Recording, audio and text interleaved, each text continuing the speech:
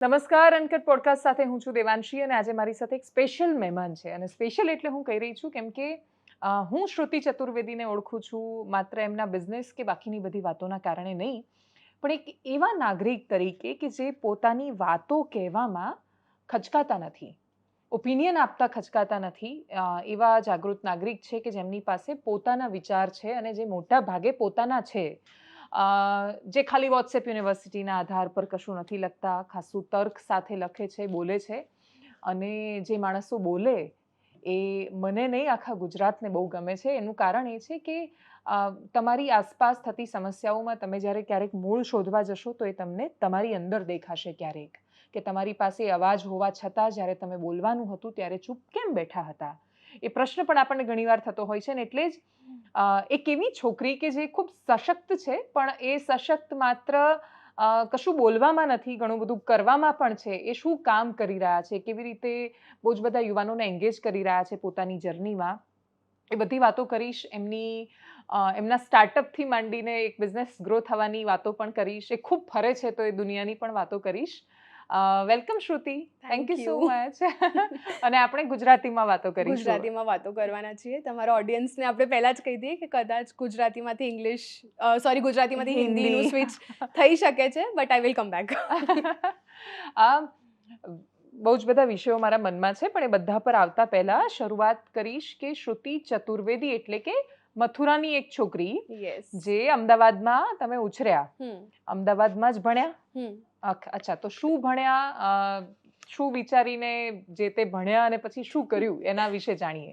તો મૂળ અમે મથુરાના છીએ. મારા દાદાના મમ્મી અને એમના હસબન્ડ એ લોકો મથુરાથી અહીંયા ગુજરાત શિફ્ટ થયા, વડનગરમાં જ શિફ્ટ થયા. એ લોકો ત્યાં મંદિરમાં પૂજારી હતા અને મારા દાદા કચ્છમાં પોસ્ટેડ થયા એઝ અ પ્રિન્સિપલ. તો મારું જન્મ પણ કચ્છનું જ છે, મુન્દ્રાનું. મુન્દ્રામાં જન્મી છું અને બોર્ન એન્ડ બોર્ટ અપ આખું ગુજરાતમાં જ છે પહેલાંથી, પણ રૂટ્સ હજી પણ મથુરામાં છે, તો ત્યાં પણ જતા હોઈએ છીએ, અહીંયા પણ છીએ. શું ભણ્યું છે એટલે નોર્મલ સાયન્સ સ્ટ્રીમથી ભણી હતી. એના પછી નોર્મલ એ જ હોય કે એન્જિનિયરિંગ કરવું જોઈએ, તો કેમ કે બધા કરતા હોય છે. હા, અને સારી કોલેજ મને મળી ગઈ હતી એન્જિનિયરિંગ કરવા માટે, એટલે મેં એન્જિનિયરિંગમાં એડમિશન લીધું. હું એક સેમેસ્ટર ગઈ અને એક સેમેસ્ટરમાં ખબર પડી આમાં મજા નથી આવતી મને જરાય, અને નેક્સ્ટ 4 વર્ષ સુધી આ તો ના કરી જ શકું. તો એક સેમેસ્ટર પછી ઘરે મેં આટલું કહી દીધું કે હું નહીં જઉં પછી, તો પણ એમને એવું હતું કે કદાચ એડજસ્ટ થઈ જશે, ભણવામાં એને મજા નથી આવતી. એમને કદાચ એવું પણ લાગ્યું કે આને ડિફિકલ્ટ લાગતું હશે, તો એમને મને બીજી કોલેજમાં મારું એડમિશન કરાયું. તો પણ I was very clear I didn't want to do engineering. પણ એ નહોતું ખબર કે શું કરવાનું છે. જે નથી કરવાનું એ ખબર હતું, પણ શું કરવું છે એ નથી ખબર. જે હજી પણ ઘણા બધા યંગસ્ટર્સ જોડે આ પ્રોબ્લેમ હોય છે.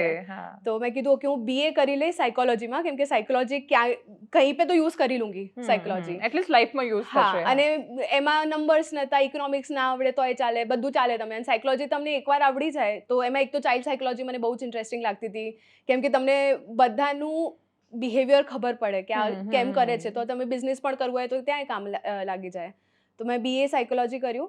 અને જ્યારે મેં BAમાં એડમિશન લેતી હતી ત્યારે મારા પપ્પા જે છે હી ઇઝ એન HR, તો એમણે મને એવું કીધું હતું કે હમ BA वालों को 10,000 का सैलरी देते हैं, क्यों कर रही है ये. તો ત્યારે મેં એવું વિચાર્યું કે 10,000માં મારું તો નહીં થાય. તો મેં ફર્સ્ટ ડે ઓફ કોલેજથી કામ કરવાનું ચાલુ કર્યું. તો આઈ વોઝ ઓનલી 18, તો મને કોઈ જોબ આપતું નહોતું, તો ઇન્ટર્નશિપ કરવાનું ચાલુ કર્યું. અચ્છા, કોલેજમાંથી શરૂ કરી Day 1 of college was Day 1 of my working. તો અને એના માટે પણ ટ્વિટરનું મેં ખૂબ ભરપૂર યુઝ કર્યું. તો મેં ટ્વિટર પર બધાને DM કરવાનું, બધાને મેન્શન કરી લખવાનું મને ઇન્ટર્નશિપ જોઈએ, મને જોબ જોઈએ, એવી રીતે. તો મારું જે પહેલું ઇન્ટર્નશિપ હતું એ પણ મને ટ્વિટરના થ્રુ જ મળ્યું હતું. અને હા, so that was my first internship. અને કેમ કે મને ખબર નહોતું મને શું કરવું છે, તો મેં વિચાર્યું કે આ 3 વર્ષ છે મારા પાસે, તો 3 વર્ષમાં બધું કરીને જોઈ લઈએ. તો આજથી તમે 10-12 વર્ષ પહેલા ટ્વિટર વાપરતા હતા એકદમ જબરદસ્ત રીતે. તો મતલબ તમે સોશિયલ મીડિયાને આ રીતે પણ વાપરી શકો. યસ. મારા 500, 200, 300 ફોલોઅર હશે ત્યારે, પણ બીજા લોકો જે એમ્પ્લોયર્સ હતા એ પણ ટ્વિટર ઉપર હતા. તો બધાને એક તો ટ્વીટ આપણા સારા કરવાના, એટલે બધાને લાગે કે આને લખતા તો આવડે છે. અને ત્યારે social media was picking up. તો હું બધાને એ જ કહેતી હતી કે જો મારું ટ્વિટર હું હેન્ડલ કરું છું, હું તમારું પણ કરી લઈશ. અને કેટલું 5,000માં કરી લઈશ, 2,000માં કરી લઈશ. That way as an internship ઘણી બધી જગ્યાએ તો મેં ફ્રીમાં કામ કર્યું છે, કે હું ફ્રીમાં કરી લઈશ જસ્ટ ફોર માય લિંક્ડઇનનું ધીસ થિંગ. તો એ રીતે મેં ઇન્ટર્નશિપ કરવાનું ચાલુ કર્યું. અને એમાં મેં બધી જ વસ્તુમાં ઇન્ટર્નશિપ કરી. તો મેં માર્કેટિંગ પણ કર્યું, મેં સેલ્સ પણ કર્યું, મેં એડવર્ટાઇઝિંગ પણ કર્યું, મેં અકાઉન્ટિંગ પણ કર્યું, મેં HR પણ કર્યું, જસ્ટ ટુ ફિગર આઉટ મને શું કરવામાં મજા આવે છે. અને કરતાં કરતાં I ended up in media and journalism, જેમાં મને બહુ જ મજા આવી ગઈ. તો હું સંદેશ was picking up the news channel. સંદેશમાં એન્કર હતા મને હા, ખ્યાલ છે. સંદેશમાં નવું ચેનલ ઓપન થતું હતું અને હું ઇન્ટર્નશિપ માટે ગઈ ત્યાં 2012માં. 2012માં હું ઇન્ટર્નશિપ માટે ઇન્ટરવ્યૂ આપવા ગઈ હતી. ત્યારે એમણે કીધું કે તમે સ્ક્રીન ટેસ્ટ આપી દો, અને ત્યારે મારી ગુજરાતી પણ અભી તો બહુત अच्छी हो गई, तब तो बहुत ही खराब थी. તો ત્યારે એમણે કીધું કે તમે સ્ક્રીન ટેસ્ટ આપો, and then I ended up becoming a news anchor, and that lasted 1 વર્ષ જેટલું, 1.5 but you are looking nice, એટલે આમ સ્ક્રીન પર સરસ લાગે છે આ છોકરી. સ્ક્રીન પર સરસ લાગે છે. તો ત્યારે પણ મને આઈ રિમેમ્બર જબ મેકઅપ નયા નયા કરના ઉન લોગों ने शुरू किया था, તો જે મેકઅપ મેન હતા અમારા, એ મને ગુજરાતી બોલતા શીખવાડતા હતા, એ મને ગુજરાતી ગાયનો સંભળાવતા હતા, જેનાથી મારી ગુજરાતી એક્સેન્ટ બરાબર થાય.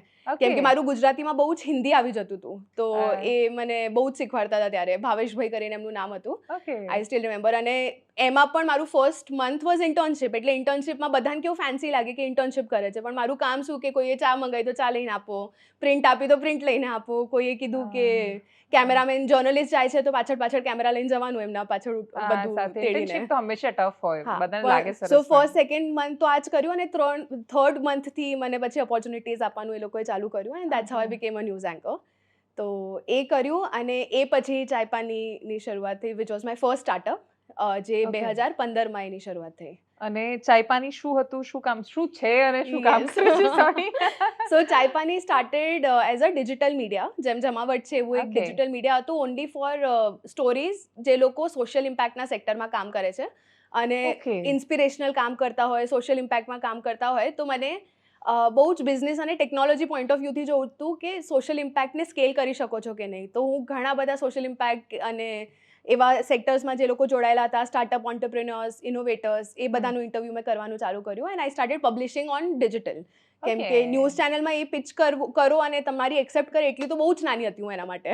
તો અને digital was free of cost, તો તમે બ્લોગ સ્પોટ ઉપર જઈને બ્લોગ બનાવી દો એટલે તમે ચાલુ કરી શકો. તો એ કરીને મેં સ્ટોરીઝ નાખવાનું ચાલુ કર્યું, અને કરતાં કરતાં 1 વર્ષમાં 25,000 સબસ્ક્રાઇબર્સ થઈ ગયા. તો પછી મને એવું થયું કે કદાચ this will work out. I still did not know કે પૈસા કેવી રીતે આવશે એમાંથી. તો MBA કરવા જવાનું હતું, ત્યાર સુધી ગ્રેજ્યુએશન પતી ગયું, તો MBA કરવા જવાનું હતું, જતાં પાછી આવી ગઈ. એટલે આ બધું ડ્યુરિંગ ધ ગ્રેજ્યુએશન આ બધું ચાલી રહ્યું હતું? Graduation, yes. તો મારું college would get over at 12 o'clock, 12 વાગે કોલેજ પતી જાય, 1 કલાક મળે એમાં ઝેવિયર્સથી સંદેશ જવાનું, કે જ્યાં પણ કામ કરતી હતી ત્યાં જવાનું, એમાં જ લંચ કરી લેવાનું, અને 1 વાગ્યાથી શિફ્ટ ચાલુ થાય એટલે રાતના 11 વાગ્યા સુધીની શિફ્ટ હોય. 10-11. હા, અને ત્યાંથી મણિનગર રહેવાનું, એટલે ત્યાંથી 1 કલાક મણિનગર જવાનું. તો this was my 3-4 years in the beginning. Beautiful. તો એમાં બહુ મજા આવી. અને હું બહુ બધું રિલેટ કરી રહી છું. મેં મારું જર્નલિઝમમાં પોસ્ટ ગ્રેજ્યુએશન ચાલુ હતું ત્યારથી હું નોકરી કરતી હતી. યસ, GTPLમાં. તો મને એ બહુ જ આમ અઘરું હોય છે, સવારે વહેલા જાગો ને રાત્રે મોડા સૂઈ જાઓ. અને આઈ વોઝ વેટ લોસ થઈ જાય તમારું, ફ્રેન્ડ્સ ના બને, તમે કોલેજ લાઈફ ના જીવી હોય. લાઈક આઈ હેવ નેવર કે મેં હેંગ આઉટ કર્યું હોય કેન્ટીનમાં બધા જોડે, કે બધા પિક્ચર જોવા જતા હોય તો એટલે તમે સાથે લેક્ચર સાથે બંક કર્યા હોય એવું કશું જ ના થયું હોય. હોલિડેમાં પણ તમારું જ્યારે દિવાળી નવરાત્રી હોય ત્યાં તો વધારે તમારું શિફ્ટ ચાલે, કેમ કે ત્યારે તો વધારે લોકો ન્યૂઝ જોતા હોય છે. તો મને યાદ છે દિવાળીમાં મારી મમ્મીએ ખબર નહીં ક્યાંથી, મારા ચેનલ હેડ છે વિવેકભાઈ કરીને હતા, એમનું ક્યાંકથી તો નંબર કાઢ્યો અને એમને કોલ કર્યું કે મેરી બેટી આજ તો નહીં આવેગી, આજ તો દિવાળી હે. અને બહુ જ એમ્બેરેસિંગ હતું, બિકોઝ ફોર હર હું તો 20-21 વર્ષની જ છું, પણ ત્યાં તો હું એમ્પ્લોય છું, તો you can't call my boss and say કે નહીં મેરી બેટી આજ ઓફિસ નહીં આવેગી. તો પણ બહુ જ ઇન્ટરેસ્ટિંગ હતું. I think I am very thankful કે ઓપોર્ચ્યુનિટીઝ પણ મળી મને, અને બહુ જ રેન્ડમલી બધું મળ્યું છે. તો એ કરતાં કરતાં ચાયપાનીની શરૂઆત થઈ. Chaipani now is a 360-degree marketing agency, media and marketing agency, જેમાં અમે બીજા એડવર્ટાઇઝર્સ અને કંપનીઝ માટે કોન્ટેન્ટ બનાવીએ છીએ. વન્ડરફુલ. તો એ કંપની ચાલે છે 8 વર્ષથી હવે. અને તમે ફંડ રેઝ કર્યું એની પણ સ્ટોરી બહુ સરસ છે. અને બીજું કે તમે લિંક્ડઇન પર સખત એક્ટિવ છો. આઈ મીન આઈ થિંક ટોપ પર તમારા ફોલોઅર્સ છે. તો એ જર્ની કેવી રીતે થઈ? How you started? તમે લિંક્ડઇન પર પ્રોફાઇલ બનાવવાથી લઈને આટલે સુધી પહોંચવાનું એ શું હતું? સો લિંક્ડઇન પર પ્રોફાઇલ મેં એટલે બનાવ્યું હતું કેમ કે મને જોબ્સ માટે અપ્લાય કરવું હતું કોલેજમાં. ચાલુ કોલેજમાં? હા, કેમ કે કોલેજ અપ્લાય તો ક્યાંથી કરો? તમને એમ્પ્લોયર્સ, મને તો ખબર જ નહીં કે કઈ કંપનીમાં કોણ કયા પોસ્ટ પર છે. એટલું ખબર હતું ત્યારે કે HRમાં જે હોય એ તમને જોબ આપી શકે. તો હવે HR વાળા લોકો ક્યાં મળે? તો કાં તો naukri.com ઉપર મળે, ત્યારે જોબ સર્ચ, મોન્સ્ટર, એ બધા વેબસાઇટ્સ ચાલતા હતા, અને બીજું લિંક્ડઇન ઉપર મળી શકે. તો તો લિંક્ડઇન બનાવ્યું તો હવે જે ટ્વિટર પર નાખતી હતી, આઈ થિંક અ લોટ, અને મને જે થોટ્સ આવે એટલે મને એવું થાય કે અત્યારે આવ્યું છે એટલે અત્યારે જ કાઢી જ દો એને, लखी કેમ કે હું भूल ही जाइस પછી. तो आप मेरा ट्विटर देखोगे तो बहुत सोचा नहीं होता है, वो रैंडमली ऐसे यहाँ पे आज स्टूडियो से बाहर निकल के कुछ आया और वो डाल दिया और चल दिए. तो એ જ રીતે મેં લિંક્ડઇન પર નાખવાનું શરૂ કર્યું and I started sharing my journey, the things that I was learning. તો એઝ અ એમ્પ્લોયી પણ જે શીખ્યું એ લખવાનું ચાલુ કર્યું. પછી જ્યારે સ્ટાર્ટઅપ કર્યું તો સ્ટાર્ટઅપનું તો એસ પણ નથી ખબર આપણને, જ્યારે ચાલુ કરી દીધું. તો જ્યારે હું MBA કરવા જતી હતી, I was telling the story કે હું મારું લોનના પેપર્સ લઈને જઉં છું અને ત્યાંથી પાછી આવી ગઈ. મેં કીધું ના, અત્યારે મને MBA નથી કરવું, I will do this as a startup. તો એટલું નહોતું ખબર કે સ્ટાર્ટઅપ શું હોય છે. તો આઈ રિમેમ્બર ગૂગલ કર્યું હાઉ ટુ સ્ટાર્ટઅપ કરીને, અને ત્યાંથી લઈને તો લિંક્ડઇન ઉપર બધાને મેસેજ કરું કે તમે મને શીખવાડો કેવી રીતે સ્ટાર્ટઅપ કરવાનું. તો એક રીતમ ભટનાગર કરીને છે, અમારા કોલેજમાં આવતા હતા as a faculty, guest faculty. તો મને એટલું ખબર હતું કે ક્યારે એમને સ્ટાર્ટઅપ કર્યું હતું, કેમ કે એમને ફંડ રેઝ કર્યું હતું. તો મેં એમને ઈમેલ લખ્યું કે તમે સ્ટાર્ટઅપ કર્યું હતું, મને પણ કરવું છે, you help me out. He met me, ત્યારે CIIEIIM નું ચાલતું હતું, ત્યાં એમને બોલાવ્યું મને મળવા, અને એમને ઘણું બધું ત્યારે મને ગાઈડન્સ આપ્યું. તો પહેલા વર્ષે હવે કંપની ચાલુ કરવી છે, પૈસા છે નહીં તો તમે ક્યાંથી કરશો. And parents were not very happy कि MBA छोड़ के स्टार्टअप कर रही है अपना. तो हमने क्राउड फंडिंग कैंपेन लॉन्च किया. तो yes, so that's how my first fund raise happened. ત્યારે મને 5 લાખ રૂપિયા જોતા હતા કે હું 5 લાખ આવી જાય એટલે મારા 4-5 લોકોની ટીમ આવી જાય, 6 મહિનામાં અમે આટલું કામ કરી દઈશું. તો અમે ક્રાઉડ ફંડિંગ કેમ્પેન ચાલુ કર્યું, જ્યાં મેં મારા બધા સગાવાળા, બધા જ ફ્રેન્ડ્સ, જે અજાણ્યા લોકો છે, બધાને મેં સોશિયલ મીડિયા ઉપર જ કહેવાનું ચાલુ કર્યું કે મને આ કામ કરવું છે, 100 સ્ટોરીઝ આઈ વોન્ટ ટુ પબ્લિશ. એનો ખર્ચો એક્ઝેક્ટલી 5,18,000 આવતું હતું. તો મેં એ લખ્યું કે આટલું ખર્ચો આવે છે કરવામાં, 6 મહિના માટે આટલા પૈસા આવશે, એના પછી કદાચ અમને એડવર્ટાઇઝર્સ મળવાના શરૂ થશે, તો તમે મને આ પૈસા આપો, પાછું આપવા માટે મારા પાસે કંઈ નથી. તો તમને ખાલી ગુડવિલ મળશે, મારા ગુડ વિશેસ મળશે, અને તમને ખાલી શાઉટ આઉટ્સ આપી શકું છું મારા સોશિયલ મીડિયા ઉપર. તો એ રીતે મેં ફંડ રેઝ કર્યું. ત્યારે 188 લોકોએ ફંડરેઝમાં, કોઈએ 500 રૂપિયા આપ્યા, કોઈએ 15,000 આપ્યા, કોઈએ 50,000 રૂપિયા આપ્યા. એ કરીને અમારું પહેલું જે ફંડરેઝ હતું, જે ફ્રીમાં આપણે ક્રાઉડ ફંડિંગ, મને લોકો પૂછે છે તો એ બેઝિકલી ચંદા માંગવાનું જ હોય પણ ઇંગ્લિશમાં. તો વૈસે મેને ક્રાઉડ ફંડિંગ કેમ્પેન સે પૈસે, મારા રિલેટિવ્સને પણ હું ફોન કરતી હતી કે તમે મારા લગ્નમાં કોઈ દિવસ કંઈક આપવાના હશો, એ અત્યારે આપી દો, લગ્નમાં કંઈ ના આપતા ક્યારે કરું તો એ રીતે ફંડ રેઝ કરીને ચાયપાની સ્ટાર્ટ કર્યું. અને લિંક્ડઇનમાં પણ ઘણા બધા લોકોને રીચ આઉટ કરવાનું. પછી જે મારા લર્નિંગ્સ થવા લાગ્યા, કેમ કે ઇન્વેસ્ટર્સ જોડે આપણે પૈસા ક્યારે રેઝ ના કર્યા હોય, તો આપણને બિઝનેસ પણ, I was not an MBA yet, તો મને બિઝનેસ પણ આટલું નહોતું ખબર પડતું કે ઇક્વિટી ડાયલ્યુટ કરવું શું હોય છે, કન્વર્ટેબલ ડિબેન્ચર શું હોય છે.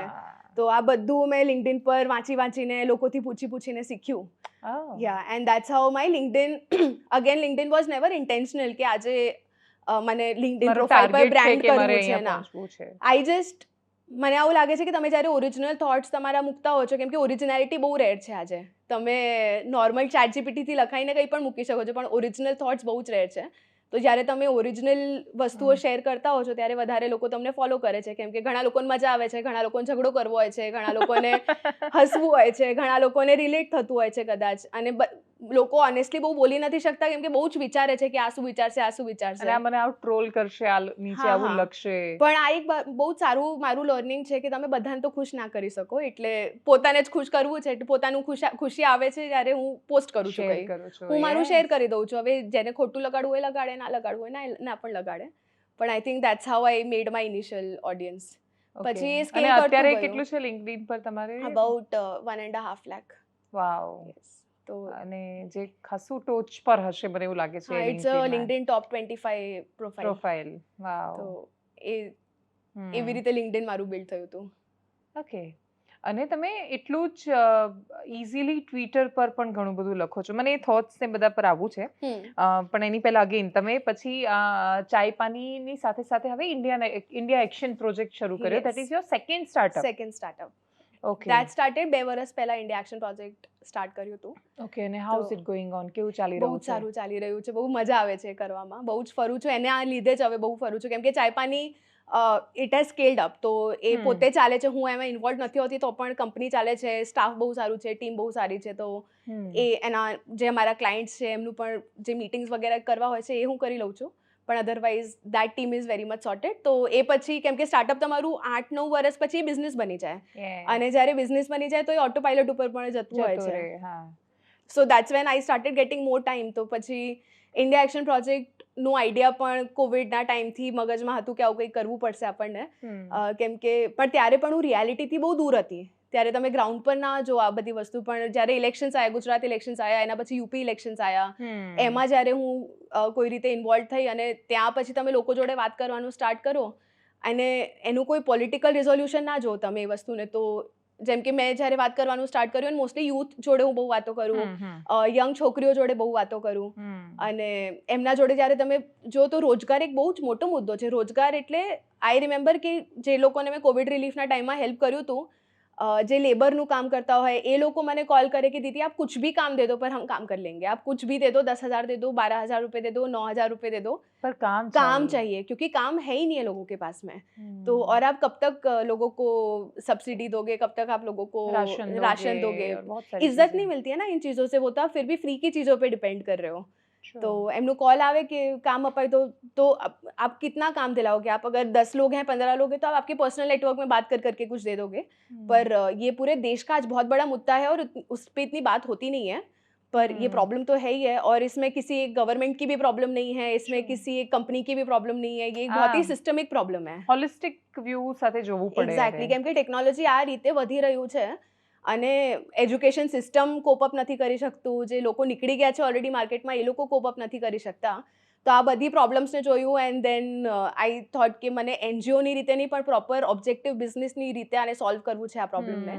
અને કેવી રીતે બિઝનેસ વિથ અ પર્પઝ, કેમ કે એનજીઓની જેમ કરીએ તો પણ I am then reliant on other people's funding.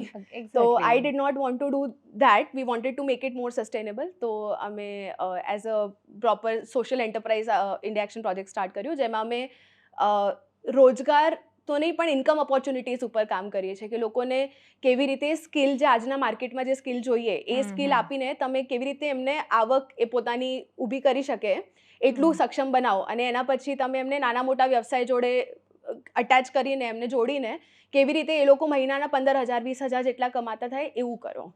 તો એ રીતે ઇન્ડિયા એક્શન પ્રોજેક્ટની શરૂઆત થઈ. તો અત્યારે વી હેવ અબાઉટ 2,800 પીપલ, જે લોકો મહિનાના 15,000 થી 18,000 રૂપિયા કમાવી શકે છે. કેટલા?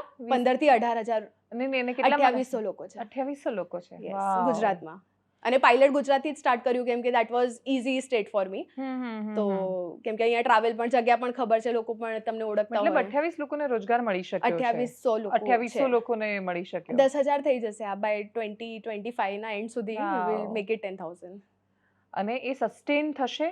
થઈ શકે. ઓકે, થઈ શકે. કેમ કે અમે એમનું કોન્સ્ટન્ટ સ્કિલિંગ કરતા હોઈએ છીએ, અને જે બિઝનેસમાં અમે એન્ટર કરી દીધું છે, હવે એવું છે કે માર્કેટને પણ, જે મોટા કંપનીઝ હોય છે, કોર્પોરેટ્સ હોય છે, એમને પણ જરૂર છે, કેમ કે હવે સારા માણસો નથી અને અર્બન માર્કેટ સેચ્યુરેટ થઈ ગયું છે, અને બધાને હવે રૂરલમાં જ જવું છે. અને રૂરલમાં એવું નથી કે પૈસા નથી લોકો પાસે, પૈસા છે, સ્કિલ નથી અને ઓપોર્ચ્યુનિટીઝ નથી. તો એ આખી વસ્તુને તમે કેવી રીતે બ્રિજ કરીને આને એક સસ્ટેનેબલ મોડેલ બનાવી શકો, કે 2800ના 10,000 થાય, 10,000માંથી તમે વિચારો કે 500 લોકો પણ પોતાનો વ્યવસાય ચાલુ કરી દે, કોઈ દિવસ પોતાના કંપની ચાલુ કરી દે, એનું ગ્લોબલ ટ્રેડિંગ કરે, ગ્લોબલ અહીંયાથી કંઈક બનાવીને. અને હું અચાર પાપડની વાત નથી કરતી, proper imagine they make solar panels, imagine that they make solar pumps, એ બધું બનાવીને એ લોકો કેવી રીતે એક્સપોર્ટ કરી શકે અહીંયાથી. તો એનું માર્કેટ પ્લેસ બનાવવું. ઘણું બધું જૈવિક ખેતીમાં ઘણા બધા ઇનોવેશન્સ થઈ રહ્યા છે, તો એનું બિઝનેસ અહીંયાથી ચાલુ કરીને જૈવિક ખેતીની જે પ્રોડક્ટ્સ છે તમે એ આખા વિશ્વમાં કેવી રીતે મોકલી શકો. તો એ બધી વસ્તુઓ ઉપર અમે કામ કરી રહ્યા છીએ, જેનાથી ઇન્કમ, આવક પણ વધે લોકોની, અને પોતાના બિઝનેસીસ પણ ચાલુ થાય, જેનાથી રોજગારનું આજે એક પ્રોબ્લેમ છે કે આપણે કોન્સ્ટન્ટ બ્લેમ જ કરતા હોઈએ છીએ કે ગવર્મેન્ટ આ નથી કરતું, એ નથી કરતું. તો આ એક ઇન્ડિયા પૂરતું પ્રોબ્લેમ નથી. હું લાસ્ટ 3 મહિનામાં આટલું મેં ટ્રાવેલ કર્યું. યુએસમાં રોજગાર ઇઝ અ પ્રોબ્લેમ, ટર્કીમાં રોજગાર ઇઝ અ પ્રોબ્લેમ, કેનેડામાં રોજગારનું પ્રોબ્લેમ છે. આટલું આખા વિશ્વમાં રોજગાર ક્યાંય નથી, અને ઓછું જ થાય છે, કેમ કે ઇકોનોમી એક તો આટલી બધું ઓટોમેશન આવી રહ્યું છે, ઓટોમેશન આટલું આવી ગયું છે, અને મેન્યુફેક્ચરિંગમાં ઓટોમેશન આવી ગયું છે. જ્યાં મોસ્ટલી અનસ્કિલ્ડ લોકો કામ કરતા હતા, હવે ત્યાં આટલું ઓટોમેશન આવી ગયું છે. તો તમે ટેકનોલોજી એડવાન્સમેન્ટને ના રોકી શકો, પણ you need to find some alternatives, and you have to learn how to use technology at your advantage. So અમે અમારા જે ડીજી સાથી અમે એમને કહીએ છીએ, જેમને અમે રોજગાર માટે જેમના જોડે કામ કરીએ છીએ, અમે એમને ટેકનોલોજીનું એ જ સ્કિલ આપવાનો પ્રયત્ન કરીએ છીએ કે તમે ટેકનોલોજી યુઝ કરીને કેવી રીતે આગળ વધી શકો છો. આપણે ટેકનોલોજી જોડે કોમ્પિટિશન નથી કરવાની, આપણે એને પોતાના એડવાન્ટેજ માટે યુઝ કરીને આગળ ફ્રેન્ડ બનાવવાની છે, એને મિત્ર બનાવવાની છે. જે આજે તમે વર્ષો પહેલા ટ્વિટર કે લિંક્ડઇન ને બનાવ્યા, એટલે સોશિયલ મીડિયા એ ખરાબ જ નથી. અમે ઇનફેક્ટ સોશિયલ મીડિયા ઉપર પણ ઘણા બધા સેશન્સ કરતા હોઈએ છીએ કે તમે બધા પોતાના સોશિયલ મીડિયા ના પ્રોફાઇલ બનાવો અને એમાં ફાલતુ વસ્તુઓ નહીં શેર કરવાની. આપણે કે રોજ સવારે આપણે ફૂલ નાખી દીધું અને ગુડ મોર્નિંગ નાખી દીધું ના, તમે પ્રોપરલી તમારા માટે કેવી રીતે એને યુઝ કરી શકો છો. કેમ કે આજે બધા કોઈ પણ તમને મળતા પહેલા તમને ગૂગલ પર સર્ચ કરશે, કાં તો ઇન્સ્ટાગ્રામ પર સર્ચ કરશે. જે આખું જેનઝી છે સૌથી પહેલા નંબર નથી માંગતા, હવે ઇન્સ્ટાગ્રામ આઈડી માંગે છે તમારું. તો તમે તમારું કેવું, એ તમારું એક પ્રેઝન્ટેશનનું પાર્ટ છે કે તમે ટ્રસ્ટવર્ધી છો કે નહીં, એ તમારા સોશિયલ મીડિયાથી લોકોને ખબર પડે છે. યસ, એટલે ન્યૂઝ ચેનલ છે એ કોઈ પત્રકારને લેતા પહેલા એનું ટ્વિટર ચેક કરે છે, શું લખે છે ટ્વિટર પર, ગાળો આપે છે લોકોને કે એના થોટ્સ પ્રોપર મૂકે છે. રિક્રુટમેન્ટમાં પણ ઘણા બધા હવે જે કંપનીઝ છે રિક્રુટ કરતા પહેલા હવે તો એઆઈ ટૂલ્સ આવી ગયા છે કે કોઈએ વિમેન માટે કંઈક હેટ કોમેન્ટ કર્યા હોય તો એ બધું તમારું ખાલી પ્રોફાઇલ નાખું હું એમાં મને તમારા નામથી બધું આવી જાય છે. એક્ઝેક્ટલી. તો હવે બહુ ઇમ્પોર્ટન્ટ છે કે સોશિયલ મીડિયામાં તમે કેવી રીતે પ્રેઝન્ટ કરો છો, because it's a part of your personality now. હા, એટલે તમે જે છો એ ત્યાં છો. એક્ઝેક્ટલી. તમે દિવસના આજે લોકો 5 થી 6 કલાક તમારું સ્ક્રીન ટાઈમ છે જો સોશિયલ મીડિયાનું એટલીસ્ટ 3 to 4 આવર્સનું હશે મિનિમમ છે. તો તમે જે દિવસના 12 કલાક કામ કરતા હોય એમાંથી 4 કલાક સોશિયલ મીડિયા પર હો તો તમારું સોશિયલ મીડિયા પર તો કેટલું ઇમ્પોર્ટન્ટ છે સારું હોવું. તો અને સારું પણ નહીં, તમે જે ઓરિજિનલી છો એ હોવું એ બહુ જ જરૂરી છે. એટલે એનાથી ખબર પડી જાય છે કે તમે ડ્રીવન છો કે તમે ઓરિજિનલ છો. અને તમે જે કહો કે original is a rare, actually thoughts જ રેર થઈ ગયા છે, વિચારતા જ નથી. તમે ખાલી બીજાના જ ઓપિનિયનને સાંભળીને પોતાનું ઓપિનિયન બનાવી રહ્યા છે, એ બહુ જ એક ખરાબ વસ્તુ થઈ રહી છે. તમે કેમ કે કોઈને પૂછો કે આ સારું છે ખરાબ છે, એ કહી દેશે કે ખરાબ છે, પણ કેમ ખરાબ છે એ નથી કહેતા આવડતું એમને. કે આ ગવર્મેન્ટ, આ પાર્ટી સારી ને આ પાર્ટી ખરાબ, પણ કેમ ખરાબ છે. એક્ઝેક્ટલી. અને બીજું કે બ્લેક એન્ડ વ્હાઇટમાં જોતા થઈ ગયા છે, કાં તો બધું બહુ જ ખરાબ છે ને કાં તો બધું બહુ જ સારું છે. એની વચ્ચેની એક દુનિયા છે. તમે એ કરો તો એ કે અચ્છા આપ તો ક્યાં બિના પહેંદે કે લોટે હો, આપકા તો ડબલ ઢોલકી હો. પણ બધી વસ્તુ એવી ના હોય કે હું આ પાર્ટીમાં, પૈસા થોડી આપે છે પાર્ટીવાળા કોઈને. હા, એટલે એ નથી. અને બીજું મતલબ એઝ અ જર્નલિસ્ટ આ તો હું સૌથી વધારે ફીલ કરતી હોઉં છું કે નથી હોતું બ્લેક એન્ડ વ્હાઇટ.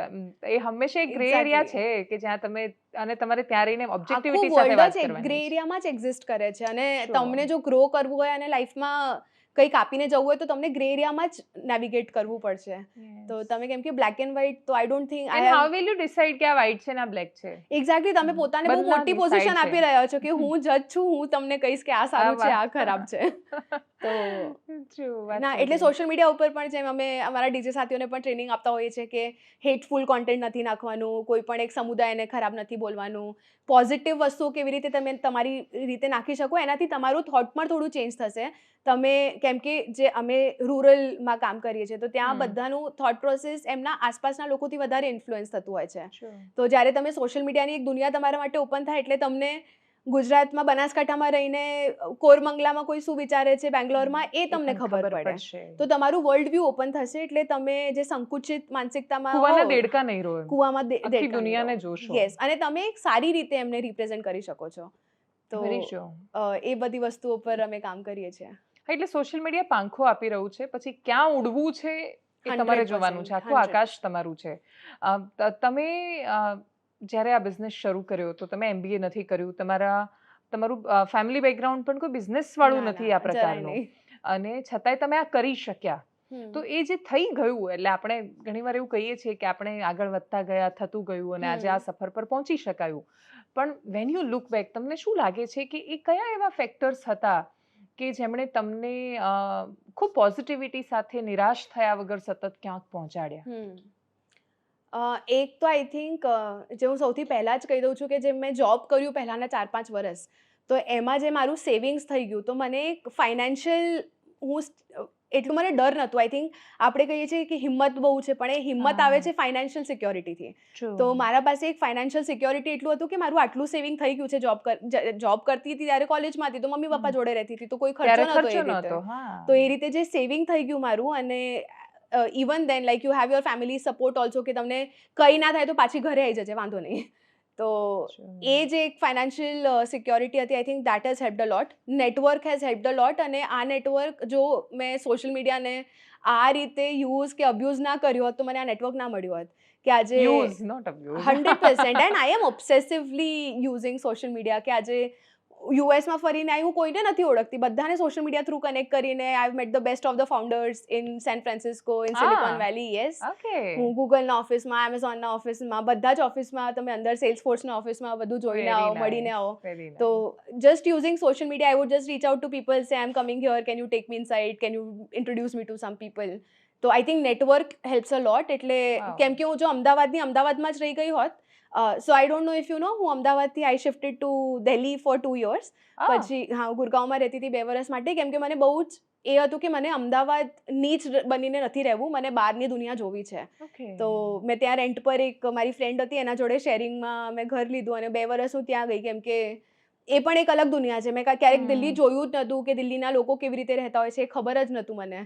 તો હું દિલ્હી જતી રહી અને હું દિલ્હી ગઈ હતી કોઈ ઇવેન્ટ માટે અને મેં ત્યાંથી મમ્મીને કોલ કર્યું કે મમ્મી મને શિફ્ટ થવું છે, તમે પપ્પાને વાત કરી લો કેવી રીતે કરવાનું છે, પણ મારું સામાન લઈને તમે દિલ્હી આવી જાઓ. તો અને મેં ફોન કાપી જ દીધું, પછી કોઈ ડિસ્કશન જ નથી કરવું કે इसके अलावा फिर वो डांटेंगे सुनाएंगे. मैंने बोला कुछ नहीं, अभी ये करना है. તો દિલ્હી 2 વર્ષ રહી. દિલ્હી પછી દિલ્હીમાં મને એવું લાગ્યું કે બોમ્બેમાં એક અલગ દુનિયા છે, કે બોમ્બેનું ફાઇનાન્શિયલ જે એક્યુમેન્ટ છે એક અલગ છે. તો પછી હું 2 વર્ષ બોમ્બે શિફ્ટ થઈ ગઈ. તો બોમ્બેમાં પણ એ જ રીતે ગઈ અને ત્યાં રેન્ટ પર ઘર જોયું, ઓફિસ જોયું and I moved with everybody to Bombay. Because ત્યાં એક અલગ નેટવર્ક છે, એક અલગ કલ્ચર છે, એક અલગ એનર્જી છે બોમ્બેની. તો મને એ પણ જાણવી હતી. તો બોમ્બેમાં પણ રહી હું 2 વર્ષ. એના પછી હવે ગોવામાં ઓફિસ છે. સો 5 વર્ષ પહેલા I move to Goa also. તો હવે હું 15 દિવસ ગોવા હોઉં છું, 15 દિવસ અહીંયા હોઉં છું. તો આ રીતે આઈ થિંક એક્સપોઝર બહુ જ ઇમ્પોર્ટન્ટ છે, જે મને લાગે છે, જે ઘણા બધા લોકોને નથી મળતું કે નથી લેતા, કેમ કે બહુ જ કમ્ફર્ટેબલ થઈ ગયા હોય છે એમના લાઈફમાં. તો તમે જેટલું એક્સપોઝર લઈ શકો, કે તમે ગામમાં રહેતા હો તો શહેરમાં આવો, તમે શહેરમાં રહેતા હો તો ગામમાં જાઓ, કેમ કે શહેરના લોકોને, મને પણ નહોતું ખબર કે ગામનું શું ઇકોસિસ્ટમ હોય છે, શું એન્વાયરમેન્ટ હોય છે. તો તમે જેટલું એક્સપોઝર લઈ શકો, દેટ હેલ્પ્સ અ લોટ. એ સિવાય કોન્સ્ટન્ટલી ભણવું તો પડે છે. હું આજે પણ મેં MBA નથી કર્યું, એ 24 લાખ રૂપિયા ત્યાં બચાયા, પણ જે પણ બુક્સ ત્યાં હોય છે એ બધી લઈને આવી ગઈ હું ત્યાંથી. તો આઈ કીપ રીડિંગ, કેમ કે મને બેલેન્સ શીટ કેવી રીતે જોવું મને નહોતું આવડતું, મને PNL વાંચતા નહોતું આવડતું, PNL કેવી રીતે વાંચવાનું, મને ઘણી બધી ઓર્ગેનાઇઝેશનલ બિહેવિયરની સ્કિલ્સ નથી આવડતી. So I read all of those books. I still keep reading a lot. તો હું બહુ જ ઘણું વાંચું છું. હું ઓનલાઈન કોર્सेस કરતી હોઉં છું, constantly one or the other courses going on. તો અત્યારે હું AI ઇન મેન્યુફેક્ચરિંગ પર કોર્સ કરું છું. તો આઈ વોન્ટ ટુ સી કે હાઉ એસેમ્બલી લાઇનનું બેઝિકલી અમે અત્યારે શીખી રહ્યા છીએ કોર્સમાં, કે તમે એસેમ્બલી લાઇનમાં કેવી રીતે AI રિપ્લેસ કરે છે અને નેક્સ્ટ ફ્યુચર શું હોવાનું છે એનું. તો આઈ કોન્સ્ટન્ટલી કીપ રીડિંગ. તો આઈ થિંક દેટ, કેમ કે વિદ્યા બહુ જ હેલ્પ કરે તમને કોઈ પણ વસ્તુ કરવામાં. સાચી છે, એના વગર શક્ય જ નથી, કશું જ શક્ય નથી. You need to be a student 100% and all the time. It is never enough कि आई थिंक मैं ऐसे 90 साल भी अगर जी गई तो 90 साल पे भी मैं स्टूडेंट तो स्टूडेंट ही रहना पड़ेगा, बिकॉज एवरीथिंग इज चेंजिंग. તમારા આસપાસ બધી જ વસ્તુઓ ચેન્જ કરે છે, બહુ ઝડપથી બદલાઈ રહ્યું છે. એક્ઝેક્ટલી, તમે કીપ અપ જ નથી કરી શકતા. પણ એટલીસ્ટ જે બિઝનેસ જ્યારે તમે સ્ટાર્ટ કરતા હો, તો એક છે કે જે બિઝનેસના ફંડામેન્ટલ્સ છે એ ચેન્જ નથી થતા.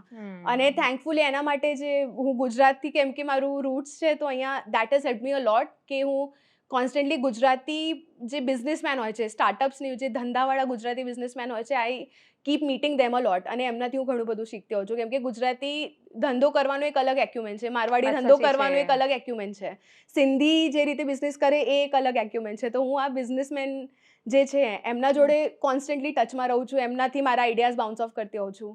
તો અને એ પણ કેવી રીતે પહોંચવાનું, તો ઘણા લોકોને એવું પણ આવે કે કેવી રીતે પહોંચો, કેમ કે એવું નહોતું કે મને કોઈએ કનેક્ટ કરાવી દીધું કે કંઈક એવું એવી રીતે. It's always you find out their email LinkedIn ઉપરથી, અને કોઈ રીતે તમે એમને ઈમેલ કરી દો કે મને તમને મળવું છે 1 કલાક માટે, કે તમે 20 મિનિટ માંગી લો મળવા માટે. And I don't think anybody really says no. તો એક્ઝેક્ટલી. અને આજે પણ તમને સામેથી પૂછવાવાળા કે પછી CV લઈને ઓફિસ આવવાવાળા માણસો હંમેશા પહેલા અટ્રેક્ટ કરે, કે આપણને એવું લાગે કે નહીં, એફર્ટ માર્યું છે. યસ, અને एफर्ट तो हमें लोगों ने कहीं पढ़ी नहीं थी. मैंने आज ही एक ट्वीट किया, वो जिस तरह से ना ट्विटर पे से लिख देते थे कि मैडम ये बात मत करो, मुझे नौकरी चाहिए, मुझे नौकरी दो.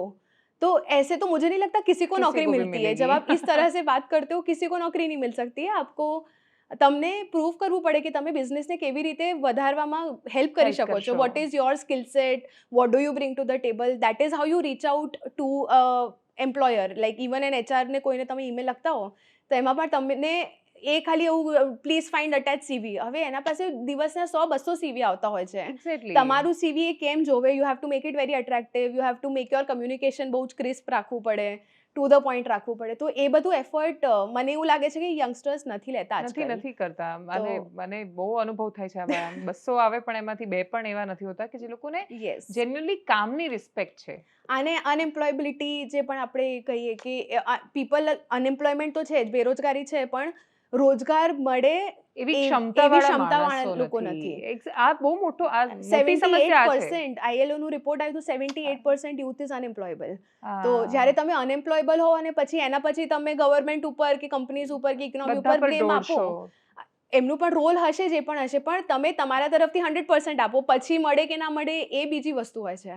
એટલે એ માઇન્ડસેટ આખું જે ચેન્જ થાય ને, એટલે આ કન્વર્ઝેશનનો એક સૌથી મોટો હેતુ મારો એ છે, આનું પર્પઝ કે વાય વી આર ટોકિંગ. તો એનું કારણ એ છે આ કન્વર્ઝેશનનું કે એ વાત તમે સમજો કે તમે ધારો એ કરી શકો છો, પણ ધારો તો ખરા. એક્ઝેક્ટલી, ધારો અને એના મહેનત માટે મહેનત કરો. હા, કેમ કે જેમ કે જેનઝીનું તમે જોશો કે જેન આલ્ફાનું તમે જોશો તો એ લોકો દે are very selective also of the work.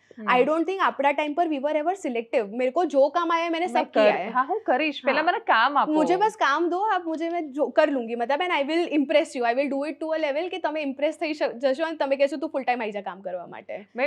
મને GTPL માં નોકરી મળી, પહેલી એન્કરની સીધી નોકરી મળી હતી. તો એ વખતે એ ઇન્ટરવ્યુઝ જ્યારે થવાના હતા, પણ એની પહેલા મેં ત્યાં જે ચેનલ હેડ હતા એમને મેસેજ કર્યા અને મેં મારા સીવી પછી મેં એમને કહ્યું મને ગુજરાતી ભાષા બહુ ગમે છે, હું ગુજરાતી સારું બોલું છું એટસેટ્રા. અને પછી મેં પહેલા પગાર નહોતો પૂછ્યો ત્યાં. મને કહું મને પેલા નોકરી આપી દો, પગાર તો કંઈક તો મળશે જ, કુછ તો દે દેંગે. એટલે ચાલુ કોલેજે તમે કામ કરતા હોય સૌથી મોટો ફાયદો આ છે કે તમે જ્યારે પપ્પા તો આપી જ રહ્યા છે પૈસા જીવવા માટે, તમે રહેવા માટે, એટલે ખાવાનું તમારું સોર્ટેડ છે, રહેવાનું સોર્ટેડ છે, તો તમને જે પણ છે ઇન્ક્રીમેન્ટલ જ છે તમારું. હા, અને એ વખતે તમારી પ્રાયોરિટી કામ શીખવું છે.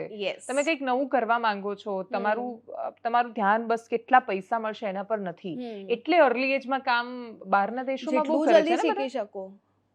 બહારના દેશમાં તો એમને કરવું પડે છે બીકોઝ ત્યાં તો કલ્ચર જ છે કે મમ્મી પપ્પા કાઢી દે છે ઘરથી. તો એ એકચ્યુઅલી જ્યારે અત્યારે હું યુએસમાં ગઈ ત્યારે મેં નવું એક શીખ્યું કે હવે જે અમેરિકન્સ પેરેન્ટ્સ જે હતા એ લોકોએ જોયું કે એશિયન જે ચાઇનીઝ અને ઇન્ડિયન્સ છે એ લોકો કેમ ભણવામાં આટલું સારું કરી રહ્યા છે. તો એટલે કેમ કે ઇન્ડિયન છોકરાઓને અહીંયાથી મમ્મી પપ્પા પૈસા મોકલતા હોય તો એમને પૈસા માટે કામ કરવાની જરૂર નથી પડતી ત્યાં. તો હવે અમેરિકામાં નવું કલ્ચર ચાલુ થયું છે જ્યાં મમ્મી પપ્પા ફાઇનાન્શિયલી સપોર્ટ કરી રહ્યા છે એ લોકોને. 18, 20, 25 હા, 18, 20, 21 સુધી કે તમે ભણી લો, કેમ કે એકેડેમિકલી એશિયન સ્ટુડન્ટ્સ બહુ જ સારું કરે છે કમ્પેર ટુ અમેરિકન સ્ટુડન્ટ્સ. તો આનું એક બહુ મોટું કારણ છે કે અહીંયાથી પૈસા આટલું મોકલતા હોય છે મમ્મી પપ્પા કે તમને ત્યાં કામ કરવાની આટલી જરૂર હોતી નથી. પણ કામ કરવું, આઈ વુડ સે કે આજના તમે જેટલું જલ્દી કામ કરવાનું ચાલુ કરશો ઇટ્સ અ કોમ્પિટિટિવ એજ. કેમ કે આજે એક નોકરી આપણે પણ જોઈએ છે કે એક ઓફિસ બોયના પોઝિશન માટે પણ 5-6 લાખ લોકો અપ્લાય કરતા હોય છે. તો તમે 5-6 લાખમાં કોમ્પિટિટિવ એડવાન્ટેજ માટે તમારા પાસે એક્સપિરિયન્સ જ હોય છે.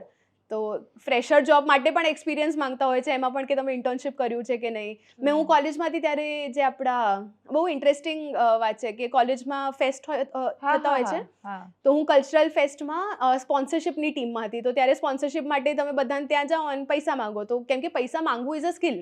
અને ઝેવિયર્સમાં તો પેલા ગરબાને બધું સરસ થાય છે. યસ, તો मैं ઝેવિયર્સ में स्पॉन्सरशिप टीम में जाती थी और पैसे लेना, क्योंकि જ્યારે તમે પૈસા માંગવા જાઓ people will treat you in a way कि तुम कुछ हो ही नहीं, तो आपका पूरा ईगो तो उधर ही खत्म हो जाता है, आपका सेल्फ एस्टीम भी उधर खत्म हो जाता है, જે સેલ્સ માટે બહુ જ સારી વસ્તુ છે.